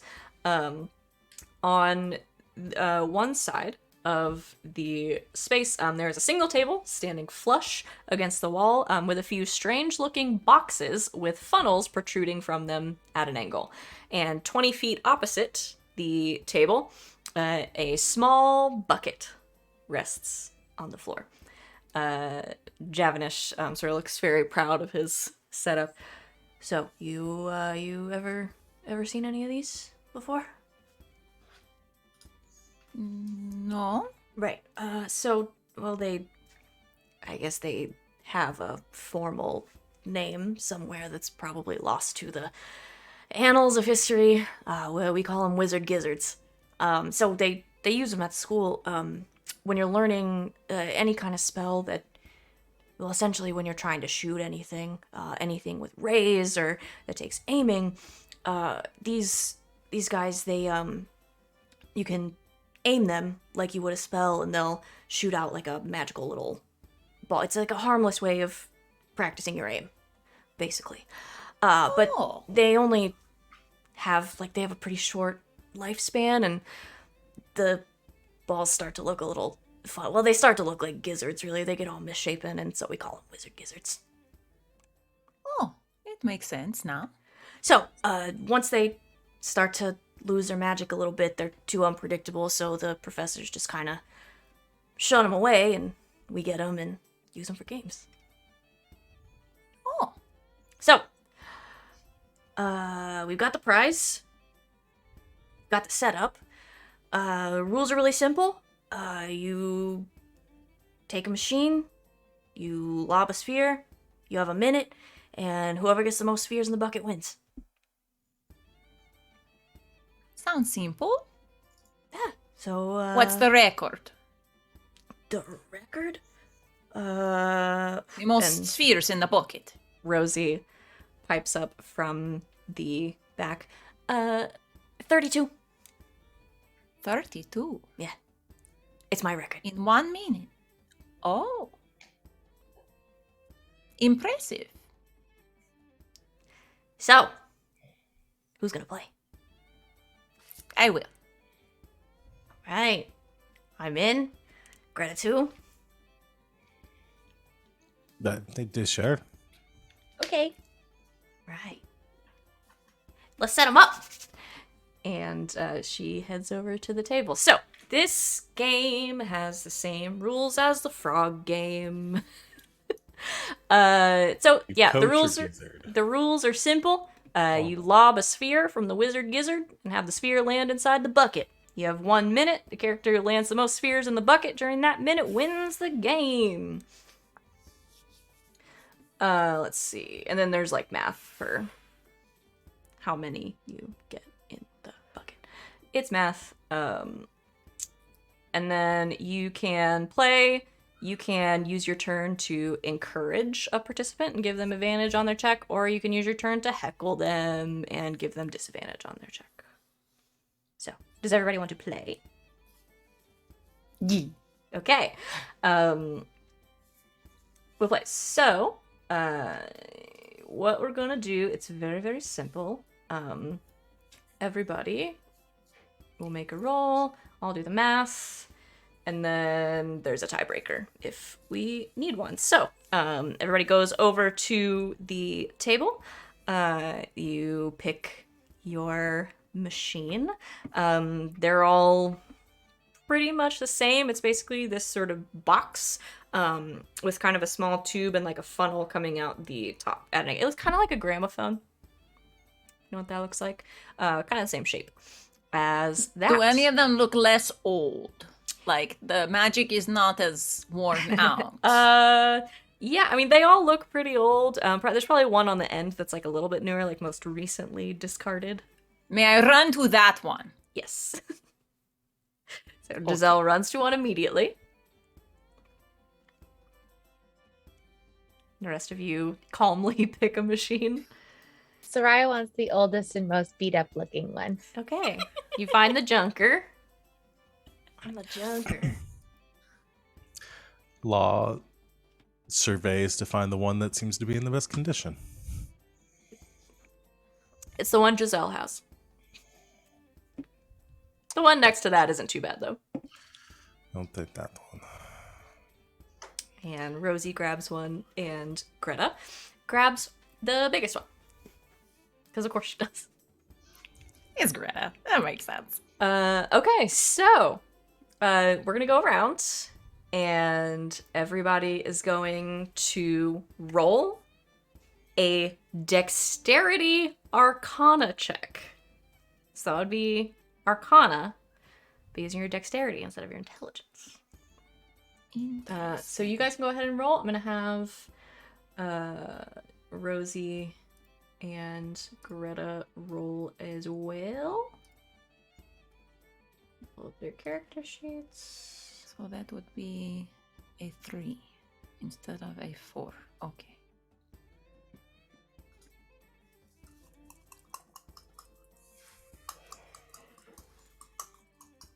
Oh, okay.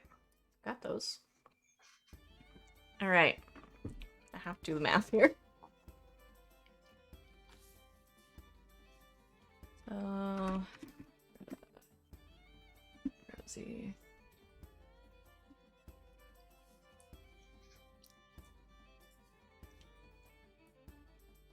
So the way the math works, in case anyone is interested at home, is everybody makes a dexterity arcana check. You divide their total by 3, rounding down. That's how many you land in the bucket. So, I'm going to have Rosie go first. And Rosie rolls very well. We're going to do the same math for her. This will be a small number. Rosie goes first, taking her time, kind of showing off a little bit. She's pretty dexterous, and she lands, because of the wind-up on these very old machines, she lands 9. Greta lands 1, but has a great time doing it. So let's get some rolls from you guys. I have rolled a natural 20. Okay, so it's total. 23. All right, so that would be 7, but you rolled a natural 20, so I'm going to round up instead of down. And say Giselle lands 8. I got a 19. Okay, Well, I got a 17 plus my dex. plus your dex, so that would be 6 for Sereia. Also very good. I rolled a 7. Okay, Law gets 2 in the bucket. So Rosie and Giselle, neck and neck, sort of firing off at the last second. Rosie lands 1 more than Giselle does, ultimately to win the game. And everybody sort of claps. Yay. Congratulations. And Rosie just kind of looks at you, Giselle. Told ya. That still was way less than 32. Well, these are extremely old machines. So that was with newer machines. Well, I want to yeah. see these machines when they're working. Oh, I'm sure you'll get to see them in class. Could I try to fix these? Could I take some of these?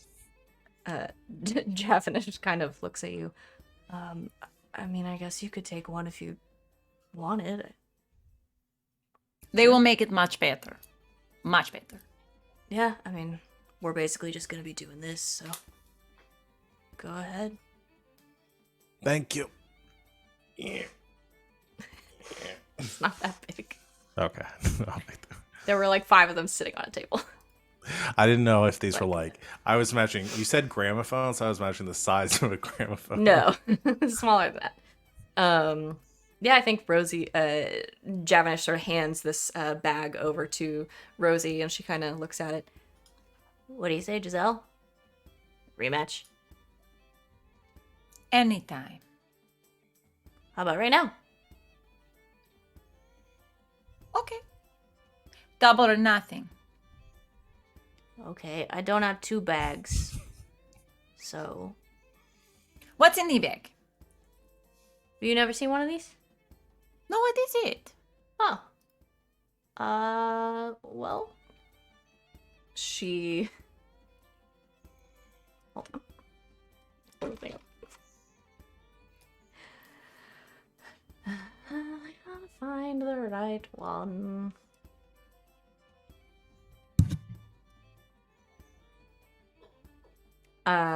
Rosie pulls the string at the top of this little gray pouch, reaches in, and feels around, and pulls out what looks like a little, like fuzzy figurine.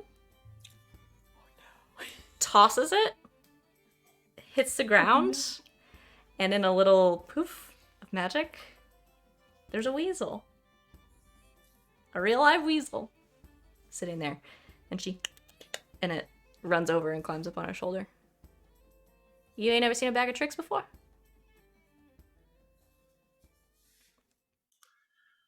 Interesting. Okay.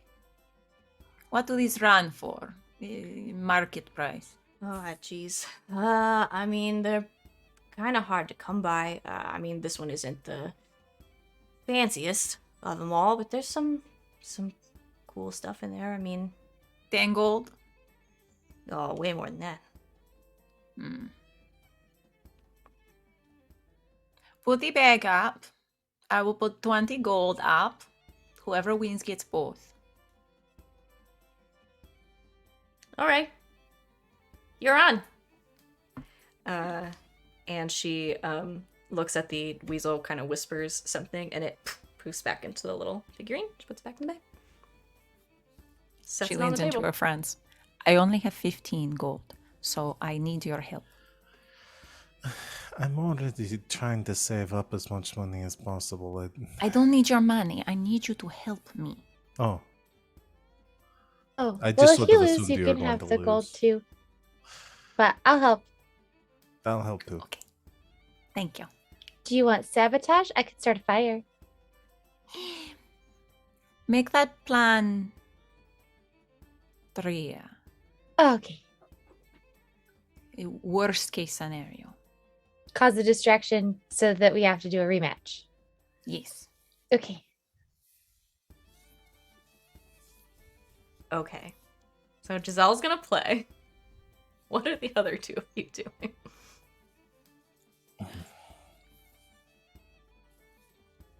You can encourage and you can Encouraging. heckle. Yeah, Or you can do something else. encouraging. I'm encouraging until things go horribly wrong. And So the then I'm lighting encouragement- something on fire.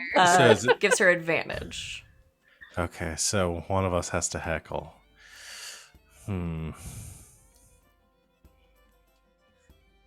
I can heckle. I can try heckling. I don't know how good Law's going to be at heckling.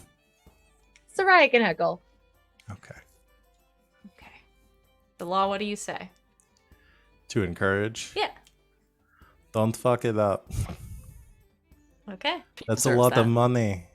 You need money.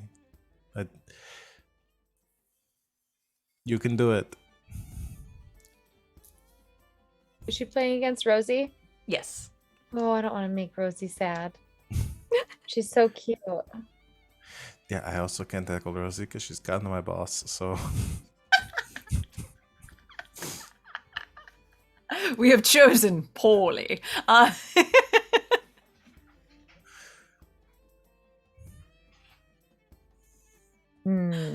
I will say, and you guys know this about Rosie, she also referees for the Silk Ball team. So she can probably take it. there's a big bug in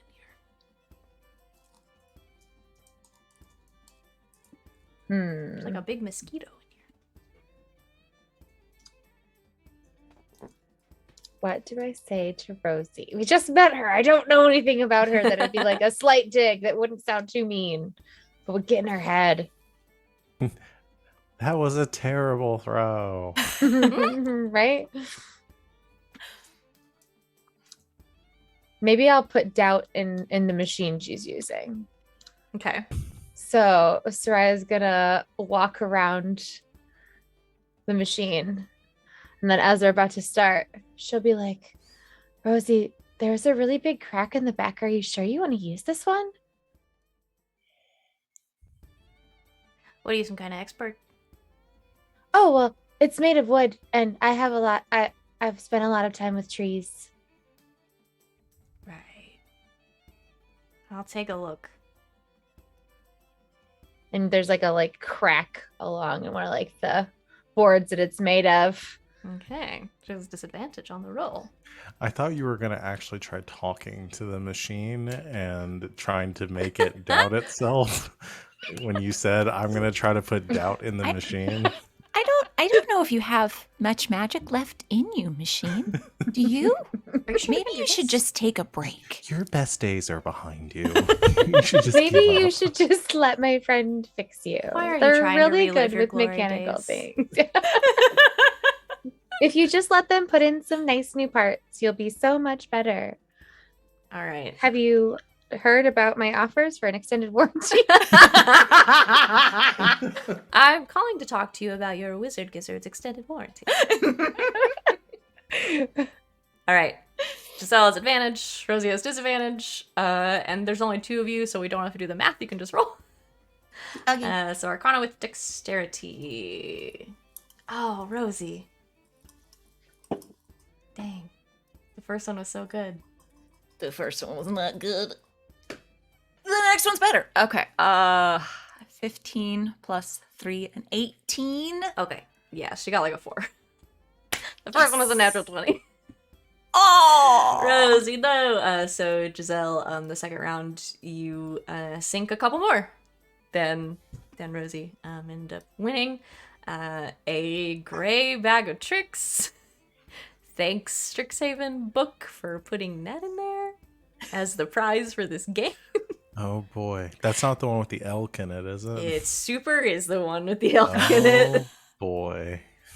It's got a weasel, a giant rat, a badger, a boar, a panther, a giant badger, a dire wolf, and a giant elk. So if you're not familiar with a bag of tricks, it is an ordinary bag made from either gray, rust, or tan cloth and appears empty. This one is gray.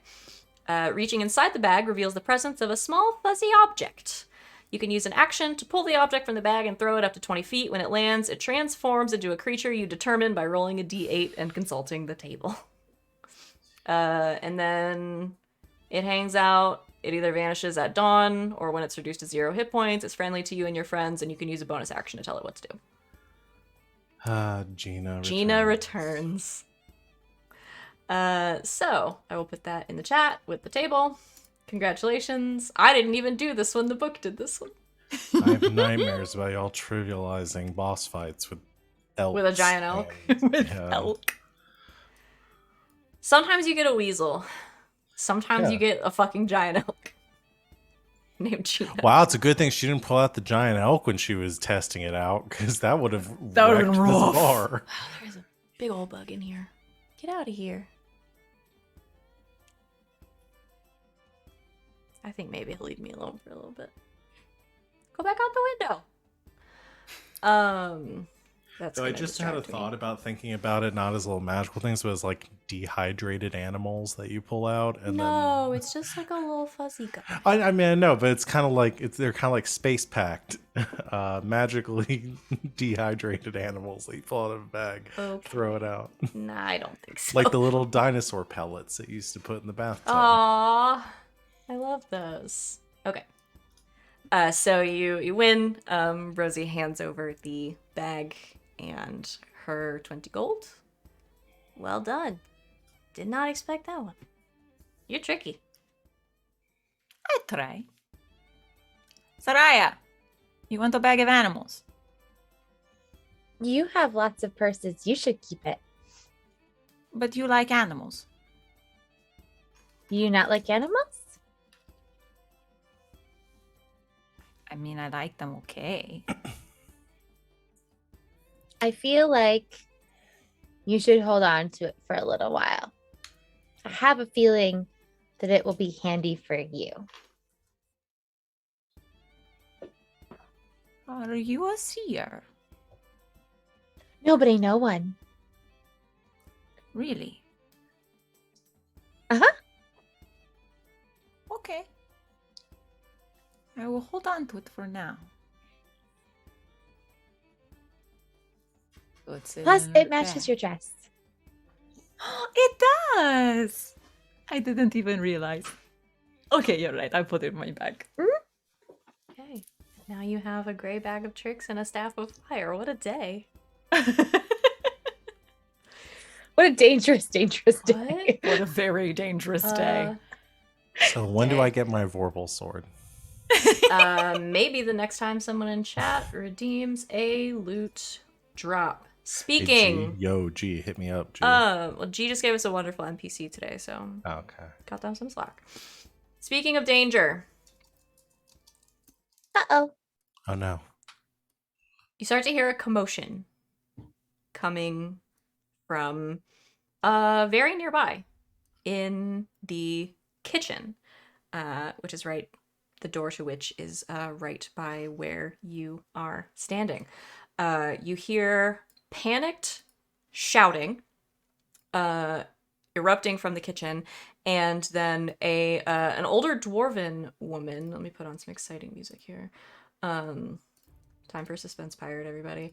An older dwarven woman wearing an apron and sort of a crooked chef's hat comes running out of the kitchen yelling. And she's sort of looking to you and then looks over you towards Tusk, and then just starts shouting for help and pointing back towards the kitchen. A lot of students have noticed that something is happening, and Tusk is sort of momentarily overwhelmed by this like mass sort of exodus of students that have started to panic because of all of the like shouting and screaming that's coming from the kitchen. What do you do? We go look. I go to the kitchen. Okay. I grab my I bag leave. of tricks. I go home. I mean, it's a perfectly valid answer. There's clearly a panic. We should follow the emergency protocols that the bar has and exit in an orderly fashion. Ryan's No, too curious. we move upstream like salmon toward the kitchen. You run towards the kitchen. You push your way. God damn it, G. Gee! Yay. The chaos loot drop! Okay, we'll get to that after the chaos in the kitchen. You make your way into the kitchen, and you see a couple of students who are clearly sort of working as student cooks, also in aprons, unconscious on the floor. And there are a few like overturned pots, and bags and boxes. There's sort of a lot of chaos happening in here. And there is this thick steam, so thick that like you can barely see sort of what's happening in like the top half of the kitchen, that is sort of starting to take over. And you see some things moving in it. And as soon as you enter the kitchen, those things attack. So we're gonna roll for initiative. 12. Okay.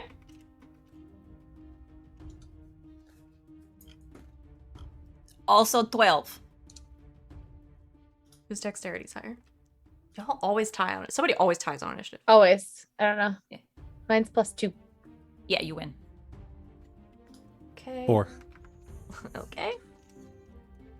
And if Willoughby was here, his would also be a 4. You're 4. Willoughby would have Without a fail.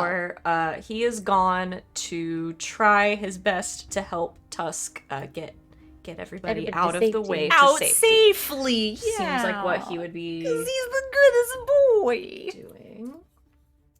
The creatures roll a 14. I like it. So, as you enter the kitchen, these... I tell the teacher. I tell the creatures, double or nothing. Let's do this again. These strange, sort of gangly little flying creatures emerge from the steam, looking themselves almost like they are made of steam as well. There are 4 of them, and they have these long, sort of terrible looking claws at the ends of these like weird long gangly arms. Yeah, they come out of the steam and they are going to make some attacks. There's 4 of them. That's going to be an attack for each of you, and one of them is going to use its breath weapon. Oh no. So, Sereia Freshly caught Cornish pixies. does a 14 hit you. Yes. Okay, you're going to take not very much damage because they're little guys, but 1 slashing and 2 fire damage. Okay. So 3 total, except not 3 Right. total because you're resistant to fire damage now. Yeah, from your new staff. So 2 total. As this little guy reaches out and tries to slash at you with his claws. Law 1 descends upon you as well. Does a 13 hit you? No. Okay. It sort of misjudges a little bit and you back up quickly out of the way as it sort of swipes down again with these long, terrible claws. Giselle, 1 comes flying for you, arms outstretched. It hits me. Does an 11 hit you? That is my AC, yes. Oh no! Oh boy, I'm a am I sorcerer, okay? the only one with armor? Yes. I Oh, just no. learned mage armor, but it's not my turn yet. I can't use It's it. not. You're gonna take 4 slashing and 3 fire damage. Oof. That one hit much harder. As these claws sort of slash down across your like arm and part of your chest, and there's this horrible like burning, like someone has thrown boiling water on you, or steam, perhaps. The 4th one takes in this huge breath and exhales this hot, scalding steam in a cone in front of it. I need you all to make a dexterity saving throw. This is not good, y'all. 20. Okay, you succeed. This is how you kill me, making me be the one that has to roll for things. 6. I That's fail. also got a 6. That's Oh, fail. we're always Okay. tying in the worst way. I rolled like shit. So Sereia, you would take 2. You would take 1 fire damage. You don't take any. You just don't. It doesn't quite make it to you, I guess, because I rolled like shit. But Giselle and Law, you're gonna take 2 fire damage I take from half. that. Oh right, because you're a tiefling. Heck. I have 4 hit points left. Well, I luckily, have 4 of the heaps. it's Sereia's turn. And as it reaches Sereia's turn, you can see from these overturned bags and like boxes and everything, still looking like they are made of steam and smoke, just hundreds of bugs skittering out across the kitchen. And you see a couple of other students have kind of made their way in and they are trying to kind of deal with that situation. So it's Greta and Rosie, because they were right there, have sort of helped take up the fight and are trying to help deal with this weird magical bug situation that's also happening and trying to keep them away from the students that are in here that are unconscious on the floor. But Sereia, it is your turn. Sereia probably sees that Giselle does not look great. So she Giselle's like hair is singed, like she's just Yeah. like unconsciously like trying to fix it. So, It's not good. Yeah. So she's going to cast Healing Word on Giselle.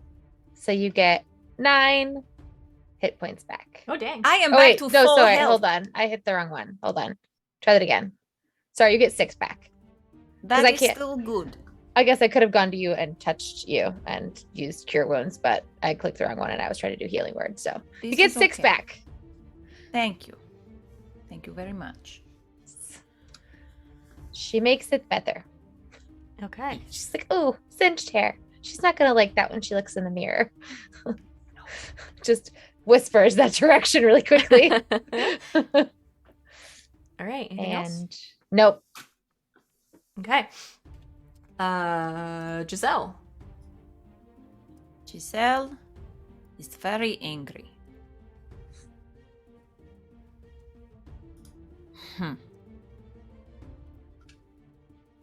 I can only. Ooh. Question. Yes. I now have these sorcerer points. Sure. Do I have to wait to access the various things I can do with sorcerer points, or do I just have those? Like, can I do quicken spell yet, or can I do like the split spell stuff? What an yet? excellent question for somebody who's never played a sorcerer before. It's been a long time for me too. Let me look. That's Font of Magic, right? Yes. You have 2 sorcery points. Yes. You regain them after a long rest. You can use sorcery points to gain additional spell slots. Ooh,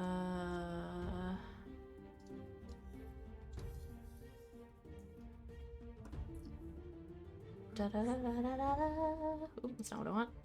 Go back. That is meta magic. That would be at level 3, I believe. Okay. I had to check. I'll double check myself. You have the Font of Magic stuff, so you can use them to gain a spell slot, sacrifice a spell slot to gain them. And then, yeah, so meta magic is at level 3. Okay. That's So cool. yes. Then I will cast the Bane on them all. Okay. Well, on 3 of them, because I can 3 only of do them. 3. Alright. Do they have to save? They do. That It is is- a charisma saving throw. 1, 2, 3. Oh, Jesus. 17, 14, 16. They all save, so Oh, I do sorry. nothing. It's okay. Oh, jeez. I will, however, use my oh no, I can't because they'll get an attack of opportunity and I will die. She will stay in the melee range of the one that hit her and try to hide behind something. And that's my turn. Okay. Law. All right. Yeah, Law is going to do what they did before. It's going to do a thorn whip. Okay. The spiked chain has tinkered with it a bit, though. One of my infusions is an enhanced arcane focus, so I get additional +1 on these now. Cool. So I'm gonna try. That's a 21. Oh, yeah. 4 points of magical piercing damage. Okay. So you let the chain loose, encircling the one closest to you, I assume. Yeah. Or because that one got like right up in Law's grill, right? Yeah. So it can't pull it any closer. So yeah, we'll just Do the damage. whip Okay. it. Yeah. Whip it good. And that's it because we're level 2. Okay. It is their turn again. They're gonna see. Well, the one is gonna see if it gets its thing back. First of all, it does not. Ooh. So they're gonna make some claw attacks. Law, the one in front of you, is going to roll a 20. Just got me, Odell. Tip of that just Gotcha. That's 3 slashing and 2 fire. So 1 fire for you. Okay. 3 and 1, so 4. Okay. All right. Giselle, the one in front of you. Will hit me. Did it crit? It crit, didn't it? I rolled 2 natural 20. Savannah?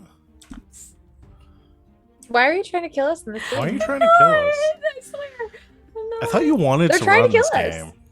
Listen, we don't have to be here if you don't want us here. You don't have to- You can just have conversations with yourself as an NPC. That's a Like, natural it's 20. fine. I'm gonna run my own game for me. That's a natural 20. So that's 5 slashing Okay. and 8 fire. I am unconscious. Giselle is hit again by another sort of scalding blast and collapses on the kitchen floor. The other two, I can fix it. I can fix it. Sereia I can fix it. are oh no, that's something else. Never mind. The other two Sereia are gonna come for you. That's a 13 Just hits. and a 20. Oh, okay. No, Natural that one 20? doesn't. No, just a regular. Okay. A dirty 20. So that is 5 slashing damage and 4 fire damage. So 2 because you're resistant. So 7 total? Is that what you said? 4, 5, 6, 7. Yes, 7 total. My God. Starting to rain. As the thunder very dramatically claps outside, 2 of these creatures converge on Sereia. I'm sort of bringing some claws down on top of her, seeing that perhaps the 3 of you could use some help. What we got going on in here? You two. No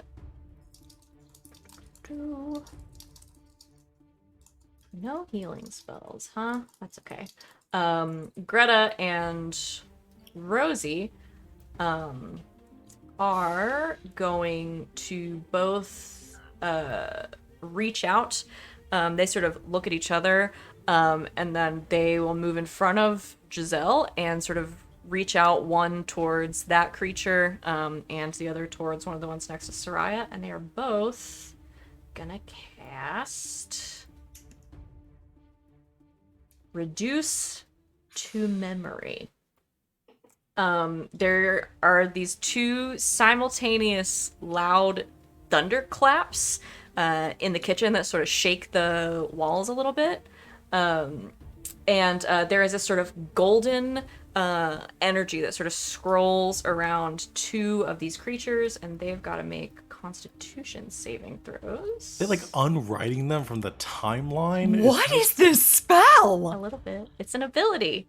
And if you join the Lorehold College, you might be able to learn it. I'm gonna join the Lorehold College so I can Holy shit! unwrite people from the It's weave called of Reduce time. to Memory. And let's see, one of them succeeds and one of them fails. They are going to do 6d10 thunder damage. Wait, how many? 6d10. This is a recharge ability. They have to roll a 6 to recharge it, but I'm starting to think that we're the weakest people at this school, y'all.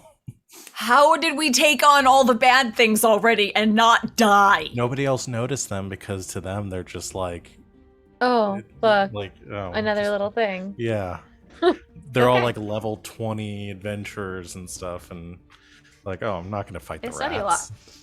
so the one that fails is erased.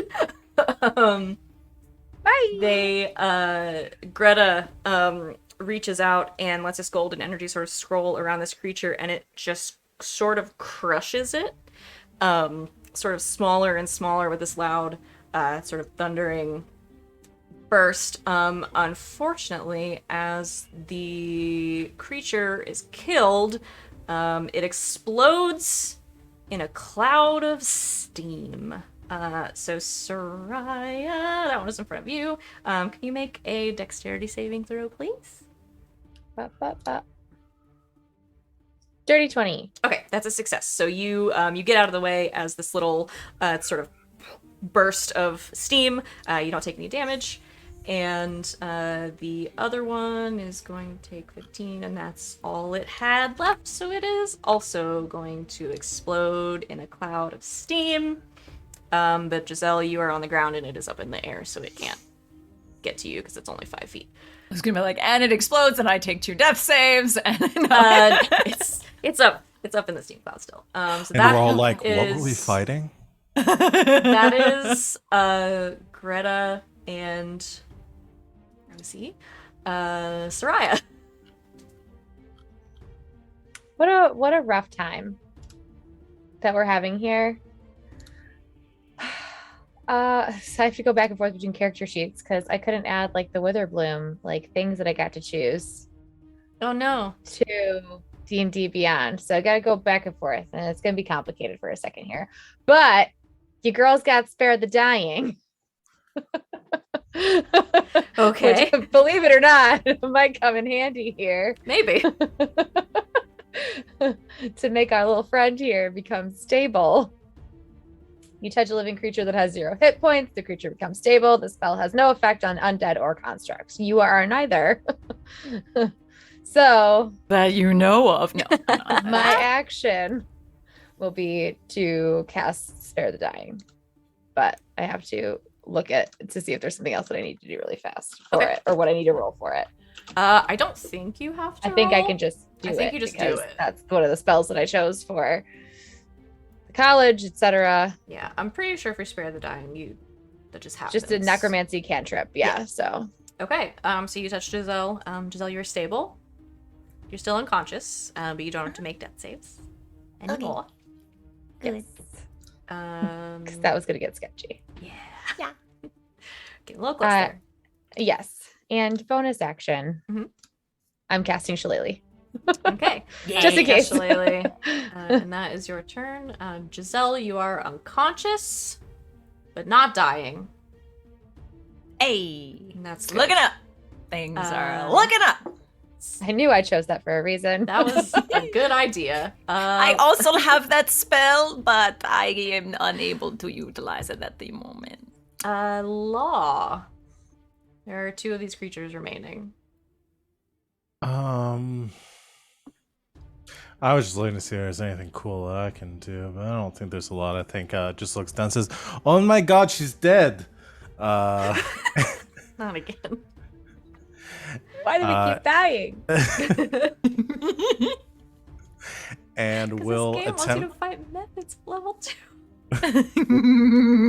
Will, I guess, break out one of the big guns and will huck one of those discs behind, like, I don't know, like a pot or a big like cauldron or something, and try to catapult it at one of the steam monsters. Okay. So it's got to make a saving throw Of what, pray tell? of the dexterity variety. Oh, it's not super good at those. I mean, in its defense, it's not super good at anything. Well, it's better at things than us. They're just little guys. That's an 8. That's a fail. Okay. Woo. What So I do? 3d8 Oh shit. bludgeoning. Okay. Bye. I have 2d8s. I'm gonna roll those. Oh, guess you only get 2. Well, those were bad. Okay, that's 10 points. Okay. So you catapult a kettle across at this creature, and it collides with it, sort of knocking it backwards through the air a little bit. Anything else? What the heck? No, I think we'll just look shakily down at Giselle. I try to place themselves between the last creature and Giselle, so it doesn't mutilate her corpse or eat her or whatever Law assumes it's gonna do now that she's dead. Okay. The Kaladeshi are very possess her. passionate, very dramatic people. I mean, it might try to possess her body now. They're ghosts. Law is assuming. Sure. Oh no. Well, it's their turn. I'm gonna get decked as soon as I get healed. Gosh, okay, it's their turn. They're gonna...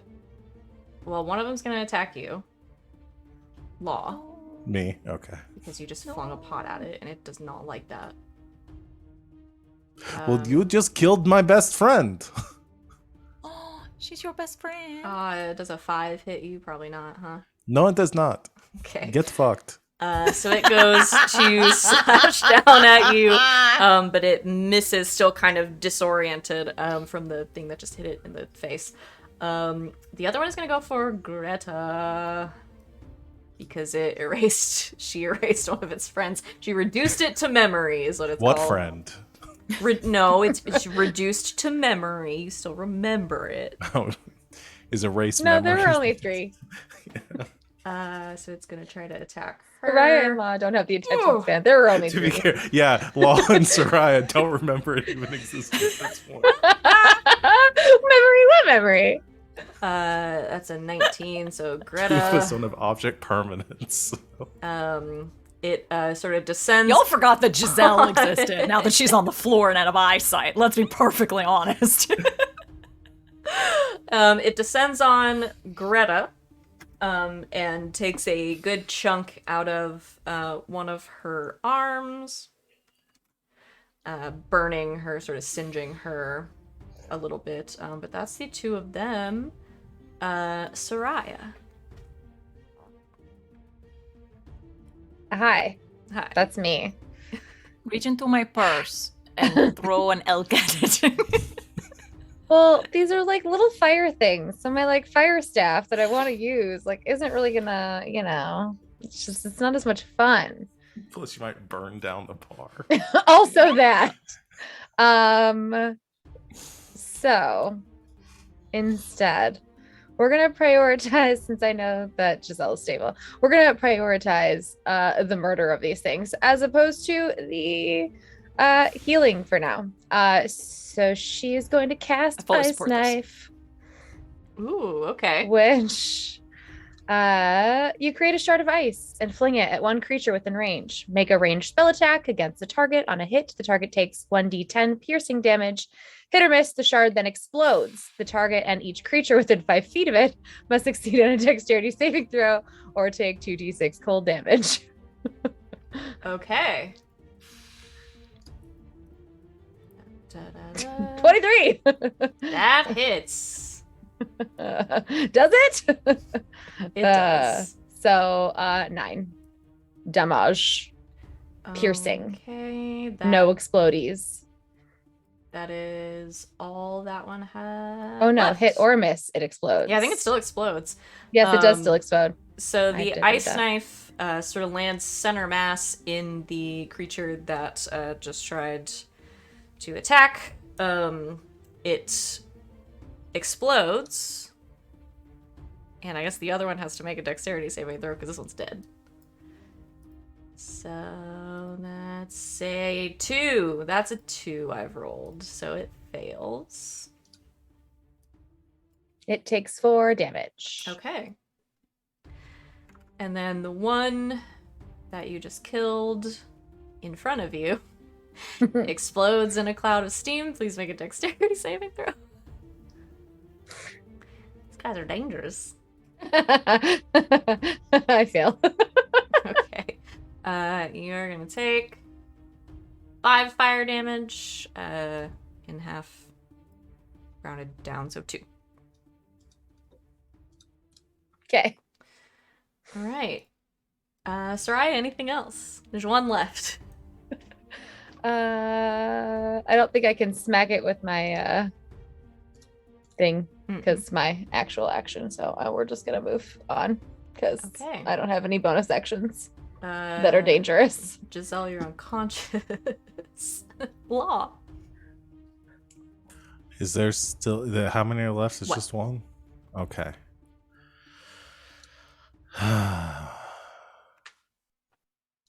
All right. Law is going to All right, I'm going to rely on my own dice rolls here and hopefully kill it. Law is not in melee with me, right? No. Okay. Law brings out a strange little device from their bag and sort of like cranks a handle on the side. It begins to glow with this like greenish light and then like smacks a button on the top and it shoots out like a beam of energy and will cast Guiding Bolt at the thing, which is one of the spells that I got for being Quandrix. Okay. I mean Lorehold. Definitely Lorehold. Definitely Lorehold. Definitely Lorehold. Make your attack. All right, let's see how this goes.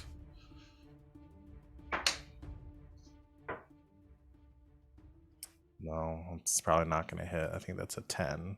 Yeah, it's a 10. Its armor class is 10. Yes. Oh my god. Only a damage. Rolled a 4. Okay. That's 4d6.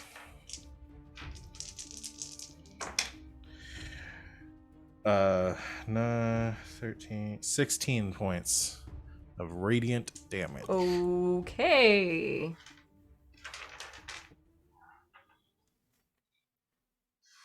Oh, buddy. And the next attack on it has advantage. Yes. It has 1 hit point left.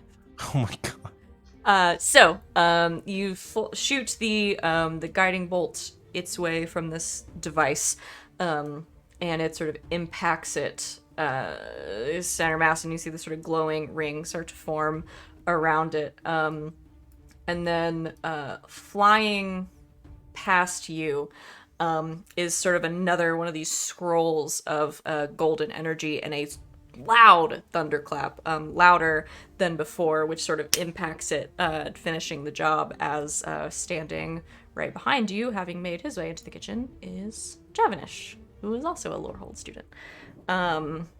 Finishing the fight. Oh, buddy, guys.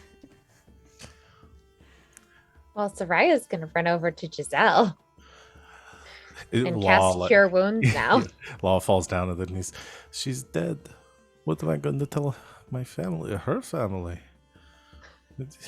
She's We not only dead. just got here like a week She's ago. gonna cast Cure Wounds. She gets 4 back.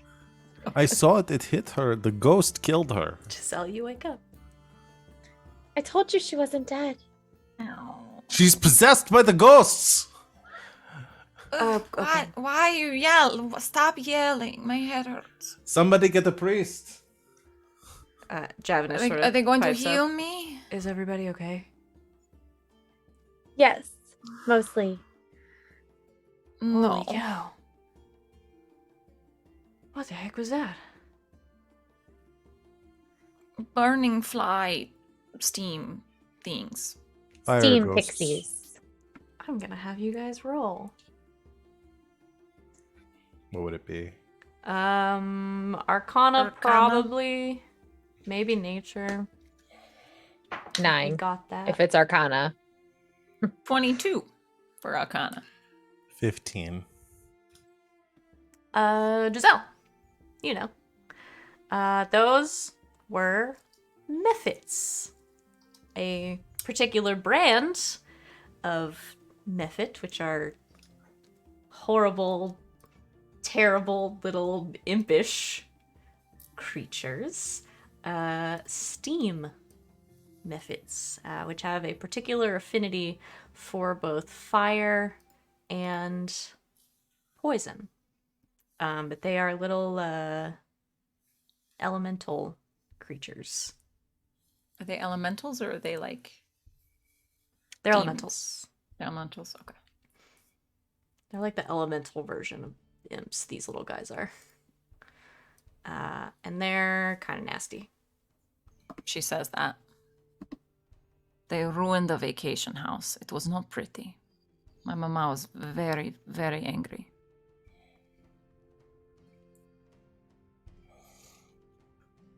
They did not have purple tongues and glowing red eyes, though. No, this is the first ones. And Quintilius is not here. But Is we he? are here. Perception check. Actually, everybody go ahead and roll a perception check. 19. Find the Vorpal sword you've been looking for. Oh, damn. 19 minus 1 is 18. Okay, Sereia and Law both notice this. As you're looking around, the creatures are gone and the bugs are gone as well, as if they never existed. But you notice some of the bags and the like pots and like cauldrons, like the big ones that are sort of overturned around here, all have this weird like black, like oily substance on it, which you have seen at least once before on the trunk that turned into a mimic. Didn't the frogs also belch out something gross? This stuff looks familiar. And not in a good way. Yeah, I remember the frogs doing the thing after. We should take some. Like a Why? sample? It's oily goo. Ugh. Law will bring out their tinker's kit and maybe have like a vial or something and try to. Sure. It's gross. I'm sure we could test it in one of the biology laboratories. Don't you know what's his name? The one that likes to do experiments. The one you gave the frogs to. Oh, Erzmaktok.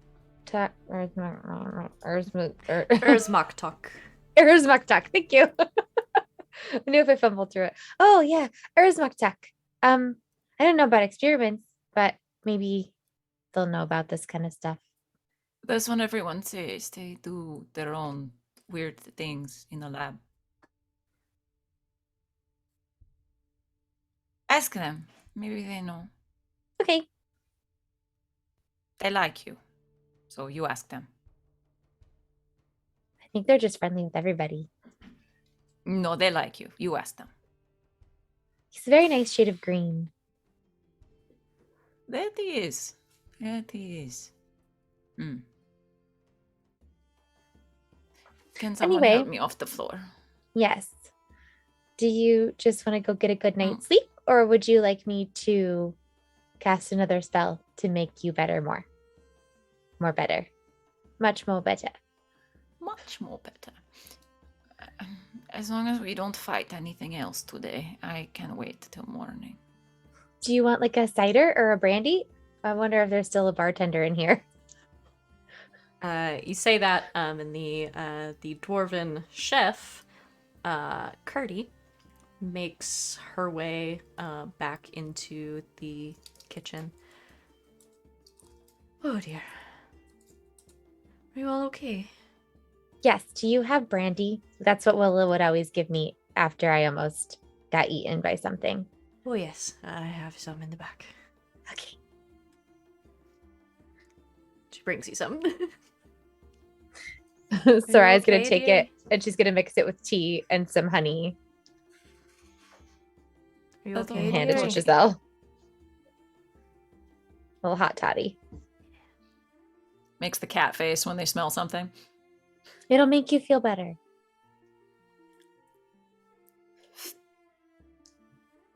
Okay, it's not bad. I can add more honey if you want it to be sweeter. Or No, I like the burn from the brandy. Thank you. okay. I'm glad you are not dead or possessed. How do you know I'm not possessed? Tell me something. I only am not Giselle would possessed. No, know. I am cheating.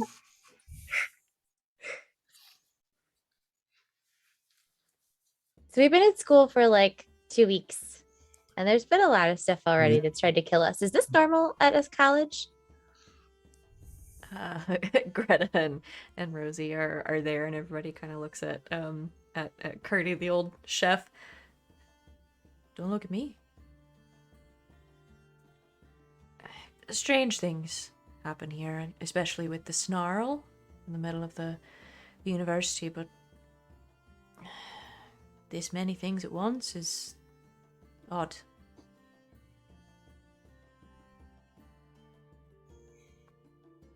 Wait, there's a snarl here? Why? We saw that on our first day. The gigantic big blue thing in the middle. That I walked into when we had the She clues for the scavenger disappeared. hunt. It sounds familiar. Well, Oh. glad you kids are all right. Did anyone see where they came from? They were Why here don't when you- we came in. Why don't you ask the other people on the floor? Right, they're tending to those students as well, but they seem to have just appeared from the steam that was already in the kitchen. Suspicious. Very suspicious. But you're all Oh, we cannot have boxes. We cannot have frogs. We cannot have steam. This place sucks. But I really like a hot shower. No? Cold showers only, or you will be eaten by steam bugs. Oh. I guess I like cold showers too. We must take precautions. Well, we should look into the goo first, because it could just be that it's happening to anything here. So literally anything could kill you. Do you think it's the goo that's making things turn weird? Well, if the goo was in 3 places, and those 3 places are where things kind of came to life and started attacking us, that would make sense. So the goo is evil? Yes. Maybe? I've never met evil goo. Do you think it's sentient? Can it hear what we're saying? Why don't you ask the question? shake it a little. Nothing happens. Not responding. Okay. Maybe it's playing dead.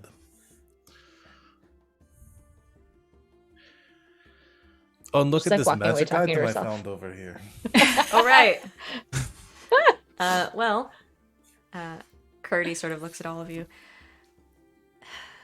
You know, the students here are good kids. Most of them. Even the ones who aren't are not so bad once you get to know them, but to leap into the fray like you did, that's really something special. I have something for you. She walks off to the pantry and starts digging around. And that's me pulling up the magic item table. Because we had another loot drop earlier. Almost forgot about. Oh, not that one. Dungeon Master's Guide. Somebody roll me a d10. I'll do the first one this time. Okay. Okay. Roll a d10.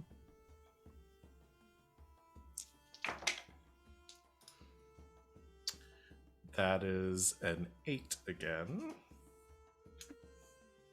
And 7. No, you're just rolling a d10 for the first one. Oh, right. I can roll the 100. 8. Okay, roll a d100. Whoop, I lost my table. There it goes. 1, 2, 3, 4, 5, 6. You rolled an 8. Mm-hmm. Got a 41. Okay. You gotta be fucking kidding me. Okay. Love the reaction. She Vorpal walks sword. out. Vorpal sword. No. It's better than a vorpal sword. What's better than a vorpal sword? Sorry. Curdy walks back out with a long staff wrapped in cloth and hands it over, yes, to you, Giselle, because you're standing there. Here, I don't really have any use for it anymore, and well, it's very special to me, but I'd rather it be put to use. You seem worthy of it. Oh. Thank you. I don't know how worthy I am. I died, but thank you. We've all gotten a little close to death. Maybe this will help. Okay. To unwrap What is it Yeah. from the cloth. She takes cloth from you. It is a staff of frost. Literally, like the next one in the book. This is a very rare staff that requires attunement by a druid, sorcerer, warlock, or wizard. It is a great staff that looks like it is made of ice, and it's got these ice crystals at the top and a wrap in the middle for holding. You have resistance to cold damage. Well, it's literally the same staff. Just cold. You have resistance to cold damage while you hold it. The staff has 10 charges while holding it. You can use an action to expend one or more charges to cast one of the following spells using your spell save DC. 5 charges, Cone of Cold. 1 charge, Fog Cloud. 4 charges, Ice Storm. 4 charges, Wall of Ice. The same recharge rules apply, except if you roll a 1 on the d20, the staff turns into water and is destroyed. I literally cannot believe out of all of these tables, there are 9 tables. You roll a d100 on all of them, and this is what you motherfuckers rolled today. I was curious. I'm I gonna looked cry. it up too because I want to know what we would need to There you go. roll for the Vorpal sword. If I had rolled one more, if I had rolled like the next table, the 41 is the Vorpal That's where the sword. Vorpal sword is, yeah. Shut the fuck up, really? It's on the 9th table, yeah. So you've got So a staff close. of fire and a staff of frost. Oh my In the same game. We're just gonna trade them back and forth. Yeah, Yeah, and well, you so Are you guys feeling frosty today, or are you And- feeling fire? you guys can both use them. You just have to attune to them, which you can do over any long rest, short rest, any like little period of time. So that one's also. Oh, I should post the picture because it's also pretty. I literally. What the fuck? How did that happen? I don't know. Okay, there's the staff of frost. We're too powerful now. I'll post these in the We need it. Okay, in the we're Discord squishy. for you guys as well. Chat in a little bit, because we are over time and need to go away. Ice Yes. storm. So Shit. yeah, you guys can cast a bunch of big boy spells now. I love you. I have 0 regrets. This is great. Staff of fire, Chaos. staff of frost, back to back. Bam, bam. Incredible. I gotta do so. That's gotta be in the episode title. Okay. Well, thanks everybody for let me find my magic song. No. That won't work. Thanks for hanging out with us today, everybody. This one is a little wild. There at the end. Just a smidge. I thought I was gonna kill Giselle. I'm not that mean. You're at a school full of magic people. It would take a lot for you to die in a crowded area. So never fear. The cats were only a little harmed in the making of this episode. But yeah, thanks for joining us, everybody. Real quick, let's do stars and wishes, and then tell us where people can. Why do I have my strike through on? Where people can find you on the internet until next week when they see you here again. Who wants to go first? I would just like to say that G in chat has quickly done the numbers, and what just happened had a 250,000 chance, a 1.25 million chance of happening. Yay, probability. Woo. Math is fun, Math is magic. and if you like math, maybe the Quandrix College is for you. Also, can we speak to you about your or Like, sword extended you. warranty? About your staff's extended warranty. Okay, well, my star for the evening goes to Giselle for the double or nothing. I love that. Like, that moment was so perfectly Giselle. Double or nothing. Very good. I'll throw down 20 gold. Then if you win, you get both. If I win, I get both. I just love that. So good. And so much fun. And my wish is just more college shenanigans. This has been so fun. I love it. It's been great. And that's all I got. Oh yeah, I guess where you can find me. Oh yeah. I'll be Hackabub's channel on Sundays playing masks. We'll be back next week and here on Mondays for now. Yay! I'm tired. I have to work it early. Same. Who else? I can go. My star is to Law for continuing with the Kaladeshi being overly dramatic people and thinking that every time someone falls down, they are dead. I really appreciated that, and thank you so much for that. Well done. My wish is for more of these very tall, very broad, very attractive characters to be introduced. Yes, please. And thank you in advance. Yeah. Literally every NPC in this game is hot. And if they don't have art, I'm making them hot. Like, I don't know what you expect from me. It's my fantasy world. Why wouldn't I make them all hot? Or they're at least cute. Like, oh. Or very tall, broad, attractive characters is the thing I can do. Excellent. And I've played Giselle tonight, half of which was unconscious on the floor. I'm Sid. You can find me on the Twitters, Greek Sid. I'm here a lot. On Thursdays, I run our game of Urban Shadows, Elegant Creatures. That's 8 o'clock Eastern. Some of these fools are in it too. I will be here for Neon Gods. Very excited for that one. It's going to be dope. I'm here every other Saturday for Star Power. That's our Fate game. Oh, that's coming because there's a finale territory and all that fun stuff. Sundays for Blades in the Dark, Dust Was Dead, and I'm here on Mondays. When I'm not here, you can find me on Wednesdays over on twitch.tv/Critical Misses. We just had our big finale last week of our Queer Society show, but we're coming back for a second season in a couple weeks. In the meantime, next week, we are going to be playing a very special, very queer, very pirate one-shot, totally in canon of a couple of our characters who rode off in their little pirate polycule boat together. And yeah, we're going to see what sort of shenanigans they get up to in that. It's going to be fun. Check it out. That's 8 o'clock Eastern in 2 days. Wow. Okay. Yeah, that's happening. Anyway, yeah, otherwise just check my Twitter. I put stuff on there. It's cool. I'm done. Excellent. Val. Stars and wishes.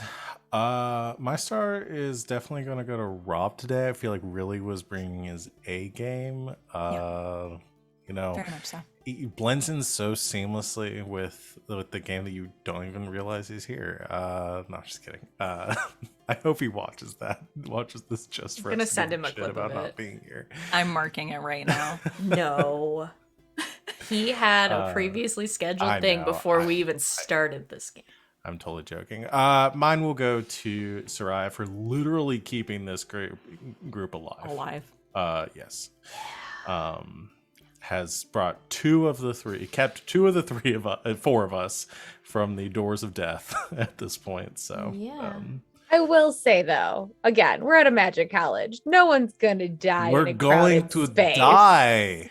2 of us have died already. We are going to die here. We're all going to die here. Next thing that's good, the door is going to start attacking us every time we walk through it. The stairs sent us flying or something. You didn't see the little girl? The little girl said, "You're all going to die here, and we're going to die." I love the Kaladeshi dramatics. Can I just give a star for that every episode? Yes. Just from now on. Just get rid of my star. It just goes to the Kaladeshi dramatics. It's perfect. Yes, you can. But yeah, that and I guess my wish is to complete our collection of staffs at this point. I want every staff this game has to offer. What are we going to do when we run out of them? What are we going to collect then? Daggers? Swords? Lots of stuff. There's all I don't kinds know. of We things. keep on this. There's 2 other bags of tricks. There we Cannot go. believe this book was like, and yeah, at second level for winning this dumb game that this student set up in the tavern, here's a bag of tricks. Okay. That will be more disruptive than the two. Yeah. The two fucking two, staff. like, Whoever has it, A-tier magical staffs. You can- whoever has it, your ass is in charge of it. I'm not doing it. So pass Oh, it boy. around, do whatever you want, use it all you want. I'll give it to Willoughby when he gets The animal goes on your turn, and I ain't doing it. That's your shit. I'm not doing it. I don't know if Rob's gonna want to track the animals either, though. You guys can talk about it. And obviously, talk about magic items and stuff are always up for trade and stuff. And yeah, I can post a list of the. Sorry, this is a question from chat, but I can post a list of the NPCs that you've met, which is quite a lot. It might be easier for me to just tell you who they haven't met, honestly. But I'll post something for you guys in chat. Also, for those of you that are in chat that are in our Discord and our show's channel, I did post pictures of the staffs, so you can see them if you don't want to hunt them down in the DMG. They're very pretty. Yeah. Law was very excited, got to learn how to make magic items this level, and I made the sending stones. I was gonna be like, hey, y'all, look, I made magic items. And the two of you find, like, these super cool stuff. I'm like, all right, never mind. I'm just gonna put these No, away. the stones are so good, though. No, it's just, They're sending stones? Why am I being just Not an message stones? artificer? Just gonna find. Yeah, no, they are sending. They're stones. sending? Yeah. That's legit. Yeah. That's awesome. It's good. You can hand them out next time. I'm just being petty as an artificer. But yeah, that's me. You can find me here Thursdays through Mondays. I already said my stuff at the Nice. beginning of the game. So You did. And I've been your dungeon master.